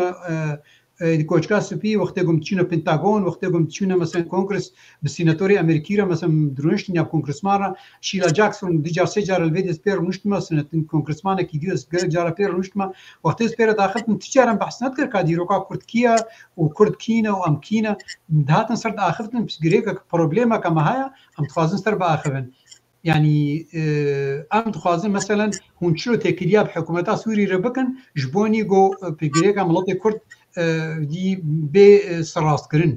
مجير ندقول كو بسكريكا ما تشيا جبرغو اوينات زانيبو مثلا شيلا جاكسون او شو وفات طبعا عمر ميكا كونغرس كامل امريكي مثلا تيد كروز سيناتوري امريكي اللي هي تكساس بجريكا ملطي كرد وقتها بيرا خفتن قالك يجي متشتر زانيبو تشيا قال لك فرقك قال لك مظنها بالنقبان ها هندي ده امنها اخفتنا وك باسبورك يناف دولتي هي دولتي مداخلن يعني وك يكي خديه دولتك سنه وك وزيرك دولتي وري بروبليم خديني صار ماصي بشي روجي يادي ده هندي ده وك يكي يعني هندامكي بارتي مخابرات الترسي وناخذ دنجي مش بري خش خيني دركبه از خوازم یکی هینکم سر پریگریک آخوا بله ما پروبلما ما ایرو پروبلما که يعني دولة تمام وقضية كذلك مظنة الدنيا تمامي ده يعني امینها در باسی بابت گریدای بروشا سوریه و روجاوای کردستانی بکن گلو تباور دکر کرجیم به چند روجان و به وی لزبونه و هلوشه ابیکا چوا تاید داتا كاك ريبر متحياتا خدا بهور نذكر يا امين انه هيزا كرد دروجك روجادا وبيبي هيزا كولو خرد بيش صدي 25 صديج عرضا كردستاني دستي دبي وهيزا كرد ايرو كاربي رولا خب اخفتنا كي بولو بقري دجي ريجيما شاميدا باخره يا حكومات شاميدا يا الناف دولتي دنيا ده ولا صار في جيكا كرد باخره يعني اف تجارة كتميجي انسانه كي ملطي كرد سوري ده بيتشلو ولا ما بهور نذكر ولا جي دكاتي يعني دكابو درجه طبعا ننها ند صالي تالي بري بينا ما بهور نذكر جو ريجيما بشار بس بك بيجبر برجوانيا روسي وايراني اللي هردو صالي تاري براستي من بقول لك جارا متزاني بو انه اف ريجيمي وهري نما هندرو وقت هتي اخرتنتي خوارند هندرو دا جبر وقت دور پیش کینا قیصر چيبو وتكليمه بامريكا را شو امريكا اصرار ذكر هرتنگو انه لازم بندا 22 54 بي طبقاندن واوانا اصرار كر لازم روسيا جوي دركه امريكا وقت الفيديو مبارد دا اصلا متزاني بو انه بنجها في ريجيمي تهيرفاندن بس ما نزاني بو انه بسرعتي بيوكا قلت في اماجكر انه هيئه التحرير بس ابدا نكت بيرامد هيئه التحرير الشامي بمدوقيه دولتي جرينجو ينهلين بس هيئه التحرير الشام ودركبي وتظرف يا زر وجاده ولا بهير فاندن ابنامه بهور نتراسي وابنا بهرتنا كمظن شكر طبعا ريجيمك قال لك خوين مج هاته هلاندن ابتشتكي قال لك جي شهنازيه بو يعني قال لك كيف مهات وك كيف هركسي هاتي لي براسي از نهاد مطرسي كدما واز حساسي كدما ام هيفي كنغو اب حكومتا نو نا حكومتا كتكفيري بي وك جو اخرتني قلت كي جو وك واخرتنا بي بيش يعني بيش غريكا ملطي كرد خوشك وك جو مکونەکی کوردی و کارێکی گەلێکی هاتیەکردن و گەلک خوین ڕژاندیە و گەلک کار کردە تاپەزیۆنەدا بووی چعبیلێ بێزاندن نەگۆ سەردەستی دەولەتی سەردەستی هەبن باندۆرا خەلسەر بکێ و دیسانێکەوێ سیستێمە رژیمێ بەرێ دووبارە بکێ یانی الكردا ميزنة بن سها الأمة الإسلامية ده والله هو جيب بن بارتشكش به حكومتها يعني أب مطرسي هيا أزبيد مطرسية ده أزهيفيت كم جو آخفتني وأنا ودواري براكتيس ده لا بطبقي يعني أب قفتو جوي دنا برا هذا كرد وادا قالك بقى أصلكي وإنه اعتراف بكردا بكن وكا السيستم وكا نظام كفدرال حرماخا ويا خالد دوا باندورة كي فشاركي الحكومات التركية بكي الوا سازية جو إيرو داغركاري يعني سر عفريني وغريس بيوانانا وجي بكشني يعني ملطي عفريني آزاد بكن أو ملطي عفريني خو يعني موجودي بمشيني يعني أو سردستي خبن أو تعداريا قول ملطي ما أهلي ما عفريني بي غرق بي تعداريا به لاندن أزهيفيت كم جو حكومتها سوريا شرع في بانجيل التركي والواسا زيها بكي وانا خو بكشيني وكا اخفتنا بريا دروجا كر انه تسازيه لشكري د سوري د نمان غير يا قصدي غرك او بيني ابا هذا خويا كرن انه باندورا تركي قال لك ما افسازيه قول عفريني بيكشني دكن وبيخو ميجيه دكن ما شعبينا نابيني قو ابنا هي سازين الشيشك بيرانا نابيني الشر قول السد في التشرين شيت بي والمنبجي شيت بي انه سازينا لشكرينا قالك بان جوارج هبي بيشوش قصد درتي دا آدارا 2021 دا سمینروان زانگویی لزانینگاه لندن الکساندر کلارسون دی تویتک خدا و ها نویسی و جولانی دو کنفرانسا دافوسه دا رونه جبو کشه جنگا لدیجی تندرویه گوتو بیج بکه دوباره وی تویته بلاف کرد پشتی بشداریا نونر جولانی لکنفرانسا دافوسه او یکا چوه تاید داتا؟ از بهار دکم اوروپی اونا هیویا خوا تیبت گریدن انو وقتی گو دور پیچه سر حکومتا دمکی هلینن و تاکیلی گفتگو پیر بیکرن بلكي وينا جريات يعني تطرف هليني وإسلامية راديكال يا سياسي هليني بلكي حكومتك دمكي بهتلي سيفيل بأباكرين أو مزيني وقت يقول دجرابن ودور بيشي بهيلن وتاكليا بيرا نكن دولتي دوري وقت تركيا وانا ويسردست بن أو بهتر ونيزيك ببن وقتی بهتر نزیک ببین های یعنی ریجر بفکرن بهتر تطرف بکرن و ایده او تطرف های دیس داعش بکری وکا گو ام زانن نوچه ها تکرن و براستی سروک مسعود برزانی جی پی آماجه کرد دوی آخرتنا خوی تالی دا انو پشتی حکومتا سوری هات داعش دی جارا زیده خورتر بود عراقی و سوری دا هنک جی دبیجن که او هتشه آلاوه کی بینگهینه جدابش کرنا سوریه جبركو كريارن وينها بتايبت دبرن كو علويتي دانشتجينا كرياي وي دبن نيشان كو وي سوريا بچا قناخه كدن قناخه ناوي وي شر نافخي ان وي سيناريو كا مينا سيناريو ليبيا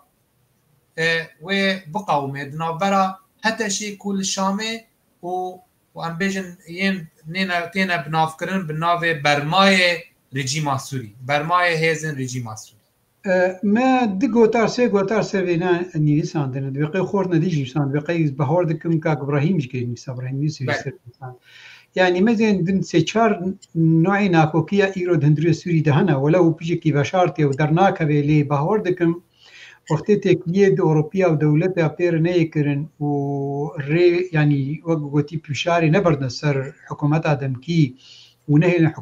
حکومت آدمکی تکلیه بکردارا و بدرزیه و بعلویه را بکی هيا او تطرف بيكرن بس البيدي تشناكو كي دندرو سويدانا اولا هيئه تحرير الشام وكا ام زانج قالك سازيه هاتيها باكرن هن سازي جوانا قالك متطرف بون حتى يداعش بون دي خويا كرند هندروي هي تحرير الشام دا دير يعني دب بشي قال لك يخرت هنا يكي بيجكي ليبرالا ويكي دلكي راديكالا يعني تطرفها شيكها خويا دي حمد الشرع هنا بستر آلية الليبرال بديشين خويا دخوازن حكومتي بمشينن حتى دمكي كاقول وفكر بيبي متطرف وكا بري قد نصر دبو وكا وقتيقو وزيري بينا يك جوا وزيري بينا تلو دي بيرك دي هندري صاحي دا اعدام كرنا جبرتشنا يعني وين بميني الليبرال وبيهتر سر الليبرالي داري اللي بيدي ناكوكي قال لكي اماده دنا براح هيئه تحرير الشام بخود ناكوكي دركبي ناكوكيا دي أصبح وردكم إنه أو سازيجو نب هيئة تحرير الشام رانا إيرو حمزات وعمشات وسلطان مراد ودبنسها دي الجيش السوري الحرضة افتمام تيارك جديد مسليني تيارك جو تركي سردستي ويا برجوانديا تركي دمشليني بلكي تطرف ناباد هيا اللي بهتري وينا يعني وكان مرتزقه كارت كي ابناء بينه بيدو دما ورد وينا كوكي نقباوي وحكومتها دم كيده تشيبي حكومتها هي تحرير الشام تشيبي ابجي وارك ديا باش سيا او نايكي سلميه قال لك خورته وكا قام زان ايرو دي ائتلاف هيئه التفاوض او بازيسيون سوريا سيفيل افتمام ايرو نخيانا ونضابنا بس أباها بيشي روجي دا وقتي قلت مزين رولا وعنينا وتطرف شيبو أبجي وير جروب بن يعني ودين سنة كي خب بدنا هف ويريلك السلميتشي بن تدمزين السوري وكا قلت بي أما شكر ناكوكي البيشاوي قلكن ووقتي قو فعلا أما تمري واي وطني نيس الراس كرن وحكومتك ونشتماني تمام شيناي كرن وأبساز يعني ما في فا جروبا تماما ما في بتشلو ما في نتوا كردي ونافي علوية ويا درزيا وري نيدانين أف سيناريو البيشا سوري قال لك حاضرة كاقلو حتى تشقاسي أف دولتي جرينج وفي سيناريو بسكنين وفي هرتني خنا حكومتي دا جبوني قو أف شرطي نبي أبنا حتى ها ناي خويا كرن برجوانديا وحتى ها تخوازي إنه هالو بمينه دا قهرتنا كهيدي كابي كرن حكومتي بتيبت نا أمريكا ونا أوروبا نا خوازنجو يعني حكومتك متطرف إسلامي دهندروي دبي وبي حكومتها متطرف بقهرن أو نا حكومة يعني حكومتها متطرف يعني تعداري أو تكاري بيجي مطرسية صار أولها إسرائيل صار أولها أوروبا يا أمريكا تكرن جبروا له جويرينه الوقت أم زانن وجبر بيت ترسياها ما ترسياها وكاقو أم زانن إسرائيل جميع تشكي خراب وقران هي حكومتها سوري دمران يقول نكفي دستيفا متطرف من هذا وما ترسيش ترواني نايكرن يعني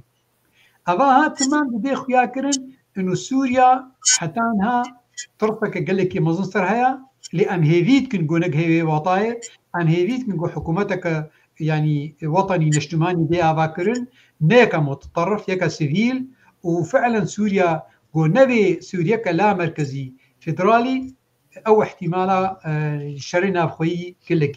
قلكي البرشعبه يعني نيزيكا اما هناكي قال سباروجا سوري بكن جبركو قالك شو بينار مراقدار كناس بكن وشبقوا ما سباروجا في حكومتا نو بشتي كاتنا اسد لبور خاندنا تا وشبع ده سيناريو هنا الفيدري طبعا كسنكاري المستقبل بخويني بيش روجي كسنكاري بخويني بتيبت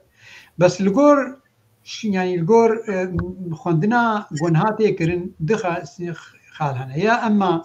وسوريا كفي دي سنة كي أو بروبلمي مناوي در كبن وناكو كي قلك كبن يا وقت جو فعلا سوريا كهري بسوريا هناك بسر آلية ديمقراطية دهري وحكومتك السيفيل بها باكرن يك مدني وفيدرالية لا مركزي بها كم أصبحورتكم دولتي همية الدنيا تمامية جرينج وفشاري برد نصر دولتي عربي وكا سعودية وكا إمارات وانا بو آريكاريك عبودي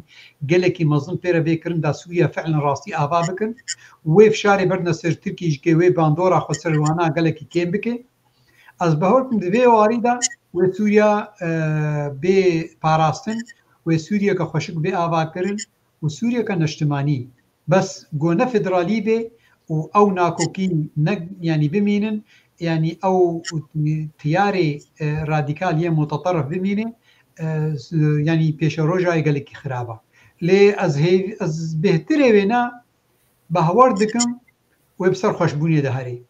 ئیشبەرگۆ ئەدمەزێنن بێت بێ دخالادەوەکە گۆمەزێنن ئیرۆ دەولەتی عرب و بتەیبەت دریا سعودیەوە gelekî xwenêzîkî hikûmeta demkî dikin û dixwazin wêna ji bin bandora Tirkî hilênin. Rast bandora Tirkî nahêlandin, Tirkî ji ber wilo ji mêzînê leşkerî xwe ji hêvê guhartin û dev ji wa wa grûpê çekdariyê wêna neberda. Bes tidmêzênê bandora dewletê Arab hinu bi alîkariya Amerîka bi taybet ez bêqey Amerîka roleke gelekî mezin birdleyzê ji bonî got Sûrî bibe sistêmeka federal bi girêdayî bê bi dewletê Araba ve. Evna îranekê pêşeroja wêna dikeve pêşerojeka xweş de û ez bahor dikim hingî ew navê bandora xwe li xweşbûna Herêma Kurdistanê bike. Belê. Gelo wê partiyên Kurdî li Rojavayê Kurdistanê li hevdû bikin, heta çi radeyê wê karibe Herêma Kurdistanê rolekî bilîze ji bo neqşereya yekbûna mala Kurdî li Sûrî. Ez hêvî dikim ku ev çê bibe. Taban gelek zordestî heya, gelek zehmetî heya, ji ber gelek nakokîna, nakokiyê ne bes yê îdeolojîne neqeba di partiya di hêzadina, gelek nexweşî ketiye navbada, gelek êrîş ketiye navbada. Lê ez bahwer dikim got hinek fişar ji derve ji hêzê Kurd weke Serok Mesûd Nwana ser wa bê kirin belkî hinek yanî ji karê bêje ji xurtbû ew dijminatiya xwe ji vir belkî kêm bikin, tiştê kevin piştî ji bîr bikin,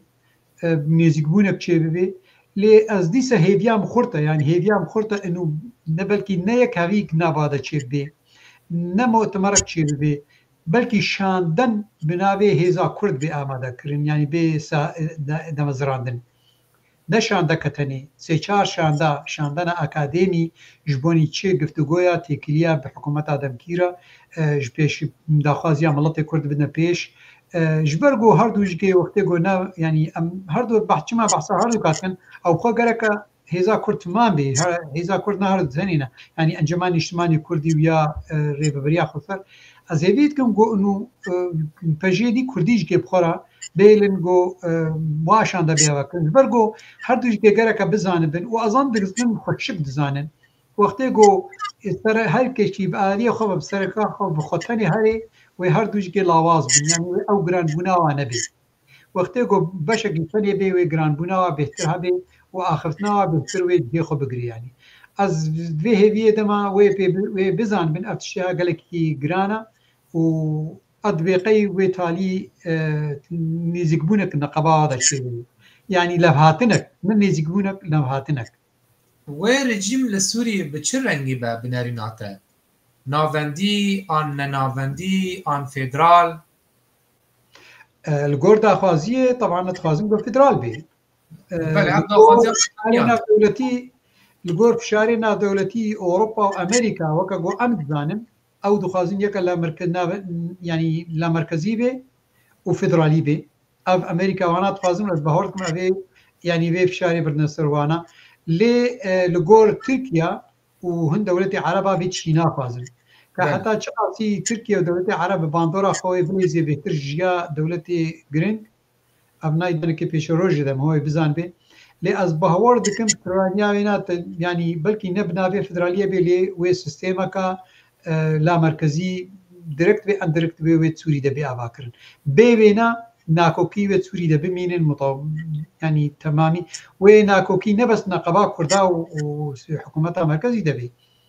Wê neqeba Durziya hikûmeta merkezî, neqeba Elewiya hikûmeta merkezî de bê. Yani ne bes em Kurd tenê li vê de yani daîmen Kurda îttiham dikin bi infîsal û tiştê wilo ev ne bi rastî weke gotî weke îttihamekê weke xeberekê ji miletê Kurd e. Miletê Kurd ne infîsalê dixwazin, miletê Kurd wextê yanî heq teqrîr mesîr ne mana infîsal e yani. Wextê ku dawa federaliyê dikin ne mana infîsal e. Ji ber got ew nizanin federalî çi ye. Ya ne naxwazin federaliyê fêm bikin. Yani ne got gelek wana zanin bes naxwazin pêx yanî qebûl bikin. Wextê got xweşbik bizanibin enû çilo bixwazin Sûrî pêş bixin گەرەکە بێ سیستێمی بخۆین خۆشک فەر بسەکن و بزان بن چقا فێداوێنە قزینجیاویش پێشە ڕۆژە سووری هەیە ئەس بەهۆڕ دکەم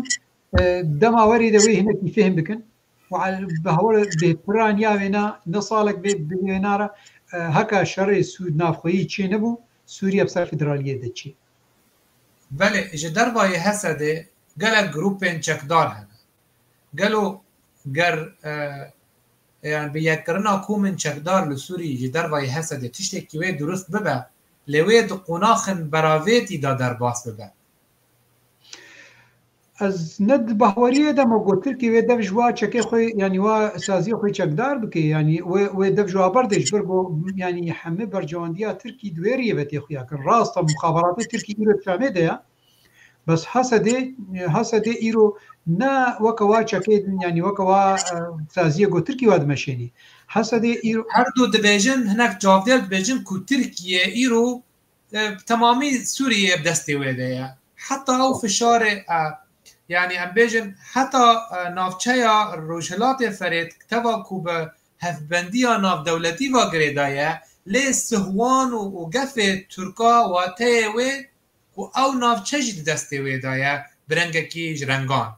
yani gelo dema Tirkiye bixwaze hemî kaxetin xwe pêk bîne ber ve aliyê yekbûna grûpên çekdar ji alîkî û beravêjkirina wan alîkirina wan ku beramberê Hesedê rawastînin û bidawî jî rengê sîstema Sûrî bike navendî li gor xwastekê xwe yani Tirkiye heta çi radeyê karê ev sê armancan pêk bîne hêdî hêdî Tirkiye îro ya serekeya ya serdestî hikûmeta demkiya wa saziyê gol efrînê wanan e yani Tirkiye wek dibêjin xwedayê waya yanî em xweş dizanin û hin nûçê sereke yanî nûçê dirik ji mer hatina îro yê got hikûmeta demkî dimeşênê muxabaratê Sûriyê ji ber wî ji mezîn hakan dîdan çûn û hatina wîna li Şamê wana re hertima yani مزين هر حفتي تقريبا بفرنا اب تشتكي نما يعني نبا شرطيه دولتي جرين بيتزانين جبرولج كت مزين السعوديه خوازي رولا كبليزي بيشكي في شارع تركي سرسوري هليني كيمكي بيشكي رولا عربه جم حكومه سوري بيني بهل سوريا وغيره وكبي بتي همبيزا دولتي عرب ده اف تركي رولا كمزن ليزي تركي تجاره حتی وکی که برجاماندیا و نخواسته گوهز لشکری یه توری ده همیشه که یک واهزه دل سر افرینی و یه گوشر حسد کن و فصائله و نه سیچاره کن اولا وابخونه که یک یعنی وکاری و همیشه که یک فصیل یاد دوا وانا تجارت ضمن هيئه تحريش ناكي وحكومه ادم كيناكي جبر قوي درولات فازيل فيدي بليزي خوازي رولك السياسي بليزي بيجي حكومه سوري بريك سياسي دا خوازي جري بريا خسر وقصد كي داوري بك في حكومه سوري دا افدا بك في ناب دولتي دا دريا سياسي ودبلوماسيه عالمي دا ياد دواج بوني فشار دبش درتيا واز يزيد كي جبوني فشاركه دواري لشكري دا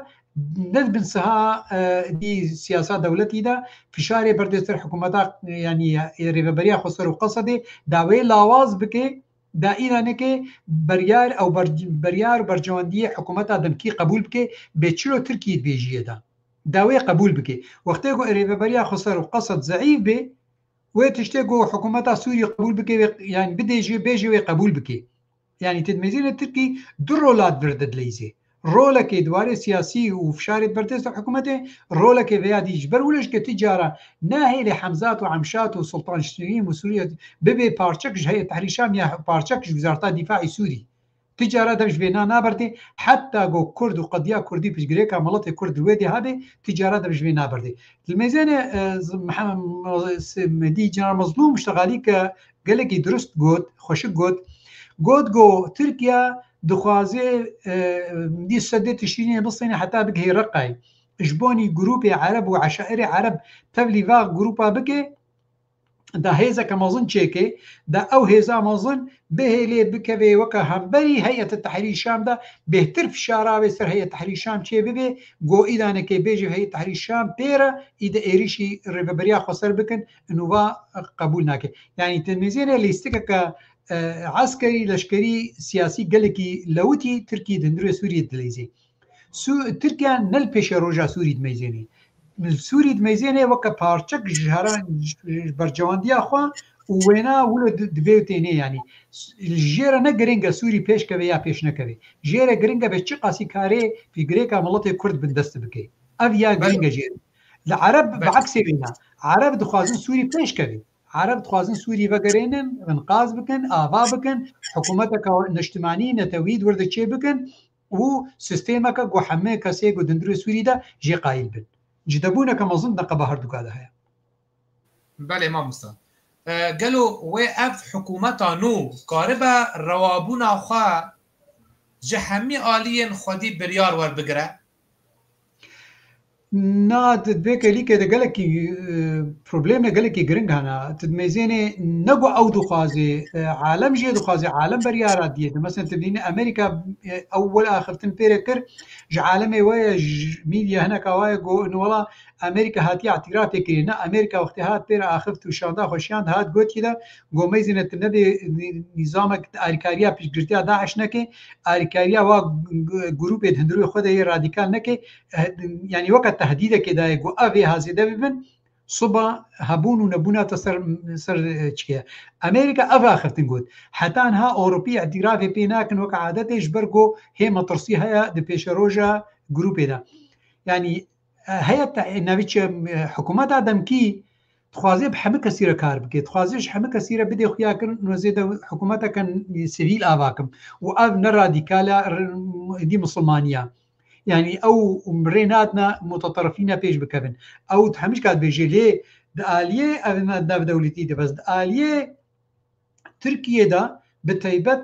نکارێت بەریارا بدێت چی شتێک گوت بێژێت ترکیت بێژێ ئەو ینی بەریاراوێت دێ خویاکردن جار نادخوازێ خۆشبن دەستێوێ دەرخێ بە ئاریکاریا سعودیەوانە لێ هەیە باندۆراوێ خورتە ینی ئاخفتنە حکوومەتدا دەمکی سێ چار جهادا جدەیە هەن هەنە ژێ ئاخفتنا سەر دبێژن ئەو ملاعاتن ینی وەکە گوتی سەردەستی وێنە ئاخفتنێتکن و هەن ئەو وەکە داخوازیەش دەولەتاتکێک بۆ ئاریکاریاوێ بکەن دەنگێتە قوت بوو کاکرێبەر دەنگێتە ناکەم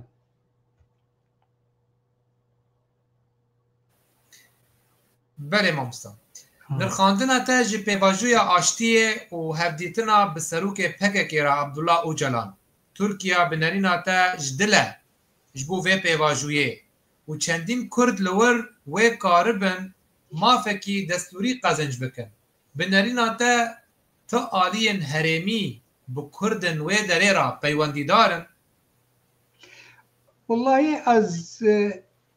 دائما مترسية مع حكومات تركي تجارة يعني أو داخوازياش دل إنه بيجريك عملتي كرد سراس بكن هي أو نادي راس تقل لك جارة خاصتنا بكن وأقوتنا لتدمزيني بيشتي ونارا هاتيا خياكرن إنه وكا يعني دبلوماسي كيا سياستك خدعك سياسية جبرجو فشار سرهاتنا كرن ويدك أزهيفيتكم وأردوغان بيكي لكي جدل بي تێکلیوینا بە عەبدەڵڵا ئۆجاڵان را و ئاخفتناوینا وەزهێویتکم گۆ بڕاستی ئەف تێکلی بێکردن ئەو ئاخفتن نا لێستکەکە سیاسی بێ دوێ چارچۆڤا گۆ تورکیا ئەردۆغان نکاری بوو قەندیل مەسەن هەلێنێ نکاری بۆ ڕێڤەبەریا خۆسەر بەلکی 7-8 پڵان دانین و ڕێڤەبەریا خۆسەر نەهاتە هێرواندن بەلکی دخوازێ ینی دریا عەبدەڵڵا ئۆجاڵان را بێنێ قزنجی که جیبکه بکهوی آرمانجه یعنی یاد دوا بل ادور نابینم جکش علی کی دیوش که ترکیه ایرو دمیزینه یعنی ناکوکی نمازن نقباوی روسیا ده چی بون نقباوی ایرانی ده چی بون وکا گو امد زانن سروی پشگره کس چشتی گو توری ده هاتا کرن دمیزینه فشارا اوروپا لسروی ده کرن گلکی امریکا نپشگرتیایت که نما دکه وکا بره جبرگو نما والقاسی گران بنای هجای بالنسبه لامریکا برجوان دیاینا ترکیا ادبیقی دمزین هندروی خدا هەبوونا گرتیا مڵەتێک کورد ینی ئەv شەر بێ سەکناندن بەلکی ببێ گرانبوونەکش پێش سووری ترکی رە و ترکی ینی وێنە ئەنقاز بکە جدەبوونەکە یا عێریشێش دەری ترکی لێ بکن بەلکی ئەڤنا بکە بێ چارچۆبێدە هەیە سیاسەتە ئەردۆغان حتا vê derecê dûr meyzan bê û şer xirabûnê têne ji her du aliyara aştî miletê Kurd de pêgirêka miletê Kurd seraz bike heta belkî gor kêfa xwe wê alîkar bê ji pêşa roja Tirkî re yanî heye ev axirtin jî bê de hebe lê heta çi qasî hêza Kurd dûr de Partiya Kurdî li wê de vê xwendinê dikin ez heta hapê nizanim bi rastî ez bahor dikim yanî wê divê çarşovê de camê re wê gelekî zanibin û gelekî ser bisekinîn yanî vêka heta çi astê ev nêzîkbûna bi Abdullah Öcalan re û bênê berleman û biaxivê wê kevê bercewandiya miletê Kurd re û pêşa roja Tirkî û pevre got bê dewleteke bihar ji her du aliya ve guhertina destûra Tirkî heta çi qasî ew ê bêhtir bêjin yanî ez bêjim bîkûn tehlîleke ce min e نور قاسیه درست بیه. بله مامۆستا علی جەنگیر پرسێک خۆ هەیە دەبێژێ چی خواندنێ دکی یعنی گور خواندن هاتە وێ گوتارە وێ برێز عەبدوڵڵا ئۆجەلان حەپانزێ سباتا بێ وێ گوتارێکی پێشکەش بکێ یعنی مامۆستا نەرین هاتە یعنی وێ نابەرۆکە وێ گوتارێ چی بە وێ باندورێ وێ حتا چ ڕادەیە هەبێ وێ یعنی بەرسەدن دەردورێ حتا چرا دایه یعنی ام دیجن بنالین تا چما دوی دمه دا دبیر آنی ناگرتنا او جلان دا یعنی چما وی دمجمره هل بجارتن جبو آخافتنا برز عبدالله او جلان به جماوری خواو آلیگری خوالا ریبر بابا میزینا از ند باوریه دم اگو اف آخفتن ها فجأة شغلی مهکی ددوا دچی و از خود میزینم انو اف تکنیو گفتگو آخفتن به عبدالله اوجران بلکی بهتری 2 سال و 3 سال هات بکرن يعني از دور نابینم انو حتی آخفتن دنقبا اردوغان عبدالله اوجران دچی وبن يعني ودنقبا ها كان فيدان وعبدالله اوجران دچی وبن يعني اف آخفتن هم ولو جخر هاتیه کرن ولا بریارک جر هاتیه دانین کاوره وی آخفتن بکا از باور دکم هناك تكلي ولافهاتن واخفتن سر قلك خاله هاتي دانين وحتى اخفتنا ويجكي يا جو بكرنجكي بيكون از دور نابينم او اخفتن وبيكون قهايا علمي قنديل بهايا ويتشبيجي وتشغوتيه وبلك رايا خسر دانجي يعني وبلكي اخفتن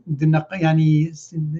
گفتگو دنقبا حکومت ترکی دا و دنقبا قندیل دا دنقبا عبدالله اوجلان دا خوشک سر هدیه سکنانده حتی وی آخفتنی بکی حیا گابه وی آسته حتی وی آخفتنی بکی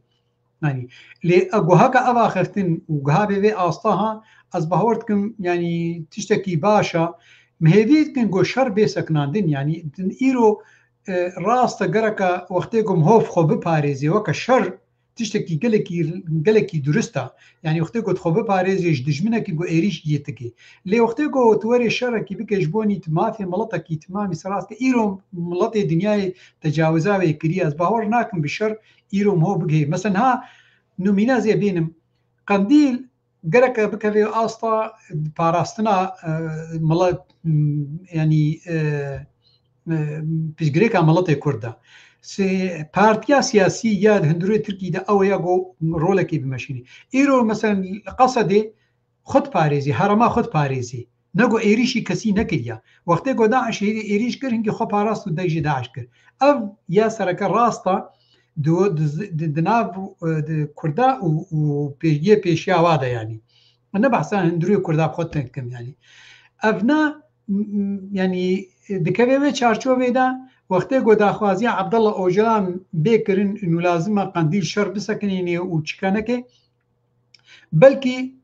گلک خود یعنی پلان هاتنه دانین که چلو بسکناندن و چلو ایدن تکلی پیور بکرن از بهار ناکم هم اولو بحثانی و قندیلش که والا دفش لشکری خبر ده و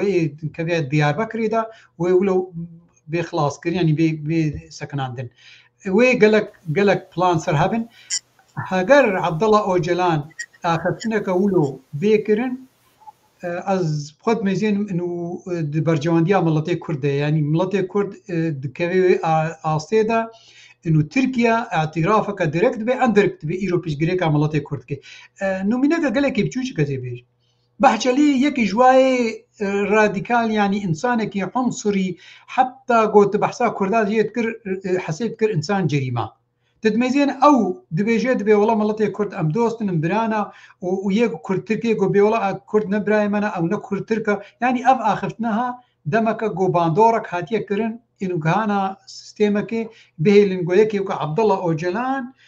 دحبسادا وري بانجك الملتي كرد وتركي بكي دمك جو اخفتنا قالك كور لسر هاتيه كرن مامستا بيكو هناك برسكن وبيجن جاليكي تركيا بانغا اشتيه دكي اوجلانا رودنا وجاليكي بدجواري شر حسد دكي يعني افنا كوكياتنا برا يعني سياستا عم بيجن تشك دستي ويدا وعيني ويد زمان اشتيه اليكي دين يعني اف هردو ناكوكن يعني چاوا تركيا هفسنگيه دنا برا گریار دجواره هوانا و آخافتن آشتیه که چاوا يعني سياستا عيني سياستا ترامب مشيني تي استراتيجية ترامب ينود مشيني دبجت بآشتي بزور دستيه ينكر شاوا يعني ناخذ تركيا ناخذ وري بيجي بولا از ملت كرد كتيوي آستيدا يكي همبري منا وزي تكيليا بيرا بكم دخوازي ملت كرد ملتكي سست بي آشتيه بيرا بكي كفتوغوي بيرا بكي وأوف شارع خبر دي سر هيزا كرد اف دواليزم الجم حكومات تركي وجم يعني دائما هبو ونها اردوغان بينا خشق مشيني اردوغان ننهاد مشيني يعني حتى تكليه خب روسيا را تكليه خب حكومتها سوريا يعني اصلا اوينا حكومتها بشار اسد داخست ودي هيئه تحرير الشام قوين كر جبوني كسالتيا خطه وقته بشار اسد قلت كذا يكش خالي ويناي جو هات داختن جو استر تكليه ناكم تيمكر شاو يعني اف الجنب كسايتيا اردوغان وحكومتها ويناي عفوا بارتيا وينا عداله وتنميه اف الجو وينا هيا دواليزم ناخذ ريفبريا خسر هبي دا فشار خسر حكومتها سوري نكي وبيجريكا ملطي كرد نوكا جو كرد بخازن وكا جو تركي بخازي وكا جو تبي اما جكر براستي اشخاص مترصيد فرديا هيا به لعبد الله اوجلان باخذه بس وقتی گو به گفتگو کردن و برد پیشگیری عملات کرد وقت گو ترکی بخوازی نه وقت گو مثلا کرد بخوازن یا مثلا هیزا کردی الباکوری کردستانی بخوازی. اینکه ابنا رولک هایت برده. یعنی برز بخشلی آنی زمان بود ام لهیوینا کو اوجلان درکه و الپیشیا برلمانتران بدیجه کو پککی قدها یعنی واتیوی چیه واتیوی رادست بونه. ابي كاجي ناير بجراندن جگلك عالی و بجارده ملتي برايم عباس گوتارك خوشي كلو كردي نيفيساند گو از هيفيت كم عبد الله اوجلان بيراد دوا نكوي و وك گوتي شرمزايي دا وقت جارا اول او قرتن وچلو شرمزا كرن و طياري دو دستي كلبچه كرن و برن ولك اهانه كي بيكرن از هيفيت كم الوي جاري جوخته ببن برلمان وينا دي أبهلي بأخذه دي سنة كويجي دي سنة كوي شرمزة لكن بيشيا ملطي كرد يعني وكا بانجا كيني لسان إبراهيم عباس أبغوتار إنه وقتها قلت هاري بأخذه جرك تزانبي يصير بنجهك إنه تنا تركيا حكومتها تركيا أردوغان هاتي حلال تبكي خداعي تبكي تنقر شوا يعني أبناء حمتش البرش عبايا وأفتشتكي قالكي يعني درستا قوت الآلية عبد الله أوجلان تشتغلي والآلية دي لسوري دبيجي دبي لازمها بيكيكي جندرو سوري دركوي هيك أو بخوا يعني حتى عبد الله أوجلان جي بي دي سنة كيوي أولو بانغاوا هبي إنه لازمها بيكيكي نميمي أف بانغا جي ناي خوارن يعني أف بانغاها ناي يعني يوي بلكي بخوازن والله بيكيكي نابي خب غاري هيك أف دواليزم هيا از بشكل كي قرتي أصبح هرتمش جبيت بجم سياسة جركم هو بكي تكليا بدجمني خرج بكي للتجارة مهوف بيشتاخا يعني سينجا خوش دجمرة نبكي حتى تالي دجمن يعني هرتم وي برجواندي أخو بمشيني وهرتمش جير بيشجريكا ملطي كرد ميزين يوكا بيشجريكا إنه يعني دجي ما في ملطي دجي ما في ملطي وايا يعني وقتها جو كرد دعوة يعني حق تقرير مصير دكن سرخوبونا خدكن او حسيتكن كانه دولة واد هيربي وابنا ابني جوك الجماعه قالكي جرينجا جبر ويش كي وقتك عبد الله وجيلان بينن ابدا وكا قوتبي ما جكر يعني جدبونك غريب هيا ميليشيات مرتزقه لبيدي دشيني دا كشتنا مسفيدا واد كن سرسدي تشري وبمباران روجانا هيا والوي درجه تشيتي كليا عبد الله وجيلان طبعا ابنا يعني دولتي جو تخازن بيشگیره هندرو الگور کیفا خسر هات برز مسعود بارزانی سروک هرما کردستان سروک پارتیا دموکراتا کردستانی مسعود بارزانی داوی هف پیوینا خوا گوتنک گوتبو گر پکک بخوازه بمینه دبه دف جزورداریه برده دف جچک برده نها ولو تی خویا کرن کو پکه او کو ایریشه دکه لی آلی گرم پکه چید بجد دما دیروکا دامازراندنا پکه گلک آگربست چید بون وکی درفت بو جبو آشتیه دنا برا پکه و ترکیه لی هر جار ترکیه و آگربسته بمپیده کرد و جبلی چارسری یا زورداریه تو چارسری ندید کو به پکه را آشتیه که یا پروسه که آوا بکن تو ویه که وقت چاودیر چاواد نرخینی هجب آخفتنا سروق مسعود برزاني آخفتنا كسياسي قال لك خوشك بو قال لك فرهج كي أبينا دا آخفتني خوشك كرن الفيدري جو الشر إنما بيجريكا ملطة سراز دكي كركا PKK مثلا دفش جاك بردي قصداينا إيريشا منكي بس آلية دي بوقتي جو برسكر جو وقت إيريش بين سرطان باراستن ما في ملطة دايا بله ينقرشها يعني جو وقتي جو إيريش بين سرما وقتي جو برسكا خوشك جاي كرجو مثلا إيرو أربيل هقا بيش كتيا وأخوين كردستان هقا بيش كتيا وتشيك كريا صبح وقتي جو إيريش بيستر كرين وناطرس ونشيا بكن وقتی گوت گو بهزاری خورتی مهنا دخوازوی شر بکن پاراستنا به هرما خوشبونی بکن اینکر پاراستن فرق نقبا ایریش و پاراستن ایده خوشک دا خویا کرن سروک مسعود برزانی لویدی قندیل وقتی گوت گو مثلا درک ایش نکه بس نگوت گو خوپا خو نپاریزن اینکر چاوا یعنی قندیل وقتی گو عبدالله وجلان درکه و با آخی بیجی که نابیجی ولا خو نپاریزن ويبي مثلا إيريش أنا ما بكن سر حكومة تركي بس كان خوي باريزن حتى جو أبرجريم أبسجريك سر راسته دي تفهم شاوا لبيتني آخفتنا كقلك سياسي وبراسية جود آخفتنا كسرق عفوا سرق مسعود ربي بيجي آخفتنا بينا قلك سياسي وكورجي براس يعني ملطة كرد أغلب جارات ديروك أخذها إيريش كسي نكرنا ملطة كرد هرتم خو باراستيا يعني شورش برزاني قد كردستان باشوية كردستان إذا شيد بو هرتمجي خود باراس جيشي عراقي ينكر چا وقتی گو عبدالله وجلان و PKK رابو إيريش كرن اوانا وقتی گو تبنده ميزيني اوا هرما باشو باكور كردستان باراستيا جتعداريا گو تركي ليت كر ينكر چا لبجد دجمن حندي بروباغاندا كر و دجمن حندي خرابون كر او باراستن كر وكا إيريشا 4000 گونده کردستان باکوری کردستانی هاتیه هیرواندن ما PKK هیرواندیا میلیشیات ترکیه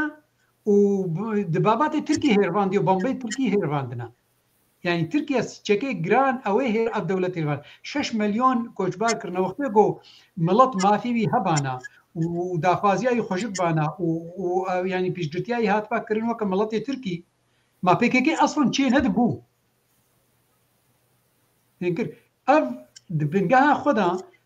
مشري ملطي كرد ديروك تمامي دجيه PKK بقرا وحتى تبقى شيخ سعيد وحتى تبقى عبد الله ناري ويدي ويديك يعني حمشكه عرضه كردستان ديا وباراسنا كردستانيه بس مخابل وقت نسم دوباركر دجمن حنجي خرطه حسيت انه عرضه بينايا وحسيت كايريش سر حكومتها هنا بل وصایت انها نزدیکتیا اسرائیل جبو پیشگیری کردان اف نزدیکتیا سینور خاتنه سینور دفکیه سینور تن آخافتنه لی تشتێکی پراتیک پاش پەردەیە تێکردن ji bo durustkirina peywendiyê di navbera Kurdên Rojavayê Kurdistanê û her wiha İsraîlê. دێ خاڵام هەر بێ لێ مەزیێنێ ئیسرائیل بێ دروا مەزیێن یەک ژێ ئەوەن جارە ئەول طبعا وەکە پروپاگاندا وەکە گۆفشارێکێت بەردێ سەر ترکی و دەولەتی عەرەبا وانە نمەیزی پسگرێگا کورد وەختێک و هون هەقاسی فشارێ بردن سەر مەزێ پسگرێگا کورد فرابێ ئەبنا دوێ حالێدا و طبعا هەمیش کەتیە بەرجەوەندیا وێ دەبێ ئاخفتناها بکێ وەکە گۆوەزیرەوێ خارجیە و نتنیا و گۆت گۆنی مێڕوێ دی ڕۆژلاتی ناوین تمامی بگارن و پشگرێکە مڵەتی کورد پشگرێکە کە گەلێکی فەڕەها و گەرە کەسە ڕاست بکردن ئەف وەکە پروپاگاندەکە دیعایەتەکە سیاسی دیپلۆماسی بووش پشگرتیا ئیسرائیل بوو بەس دبش پەردێدا تێکلیە ناو دەولەتیدا دوارێ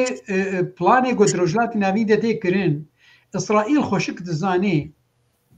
و هێزا کوردستان وەختێ بێ ئاواکردن یا مافی مڵەتی کورد بێکردن ئەو مافی مڵەتی کورد دکەوێ وەکە پاراستنەکەش پێشە ڕۆژە ئیسرائیل دەژیکێ بەر بۆ مافی مڵەتی کورد یعنی هێزێک دەبێ هێزەکە خورد دپێشیا دەولەتەکە وەکە دەولەتی مسلمانیە گۆ هەرەمێدا یێ رادیکال گۆ دژێ ئیسرائیلن ئەف زانێ گۆ کوردستانە گۆ بێ ئاواکردن نه کوردستانەکە متطرف بێ کوردستانەکە مەدەنی بێ دیموکراتی بێ وەجهەکی حەضاری جەبێ چ وەجهی حەضاری بێ ئاواکردن پشتگرتیا دەولەتی وەکە ئیسرائیل و دەولەتی پێشکەت بێکردن دەبێ ئاستێدا ئەس بەهۆردکن ئیسرائیل ئەوتکارێ بێژێ لوبیە ئیسرائیلی دو ئەوروپا و ئەمریکادا و حتا رووسیا دەژگێ تێ کارکردن بۆ ئەنو پێشە ڕۆژە مڵەتی کورد ڕۆژلاتی ناویندا ببێ پێشە ڕۆژەکە خۆش یعنی کار دەبێت تێکردن ئیسرائیل هەردوو ئالیاوە ینی ئەس خۆت مەیزێنم و ئەو پشتگرتیا ئەمریکاژی ڕۆژاوای کوردستانێرە فشارەکە ئیسرائیلی درکت ئەندرکت پێژێر هەیە سەر هەیە یانی کاکرێبەر سوورەتێتە هاتەگرتن بەلکی ئێمەژی هاتەگرتن نە ئینتەرنێتە یاژیە منە بەێ مامۆستا پرسێک هەیە ئا برێز ئاگیت خەلەف دبێژێ گەل و ڕاستە یان شاشە پەیە دێ قەسە دێ سڤیلان دبە ئەنیا شەر لە سەد لە بەنداوە تشدینێ نەگو ئەو دەبێ وڵەتێ کورد هەنێک هەنا حنگی بیر و باوەریاوانە پشتگرێکەوە هەیە و بیر و باوەریاوانە بە قەدیاوە هەیە و دمەدێن ئەv ئێریشی ها سەر مافی مڵەتی وا تێکردن ئەو بخۆدی چین خۆتپارێ ینی وەکە گوتیت کەمنا ینی وەکە گوتی ساحاس حربێ هەسێکی چەکدا بەس مەهێویت کردگۆش قەسە دێ ڕێ نەدابانەوە سڤیلە گۆشتوبانەوێ دەرێ ینی ئەو سڤیل گەرەك نەهێلی هەرنەوەی دێ حتا خوازن ئەس خۆت بەهۆریە دەما ئەد سڤیلی ها یەکی وەکە ڕەحمەتیە بابێ تەیار و یێدی ئەو بخۆش جەم خۆچوو بوون ئەو خۆش داخواز یافا و هێناوێ خۆی خۆ گەلک خۆرتێ کورد هەنا مستعد جانێ خەفیداکەن وەکە باە گوت جارنا دەرنا خۆت شەوتینن ما عالمێ گوتیەوە خەب شەوتینە بەس دوارێ سیاسیدا دوارێ عسکەری لەشکەریدا گەرەکە نەهێلن ئەف سڤیل هەرنا بکەمنا جەنگەیدایان مامۆستا هەنێک زانیاری گەیشتنە من ئەز نزانم حتا چ ڕادەیە ئەف زانیاری درستن دەبێژن دناو شاندنا سڤیلان کەروانێ سڤیلان یە دچنە بەنداوێ دناودا هەن شەروان هەنە وەک ئیمداد یعنی وەک ئەمبێن پشگیری ji şervana ra tên kirin ji ber ku dibêjin keşf û radarên dewleta Tirk li ser ezmêne seranserê wê nikarin wek leşger tev bigerin ve dibên var riyên van karwanana rêyeke ji riyê beşekî ji tektika leşkerî tiştekî bi rengî ez şekî nûçeka halim hes nekiriye ev nawarekî siyasî warekî eskerî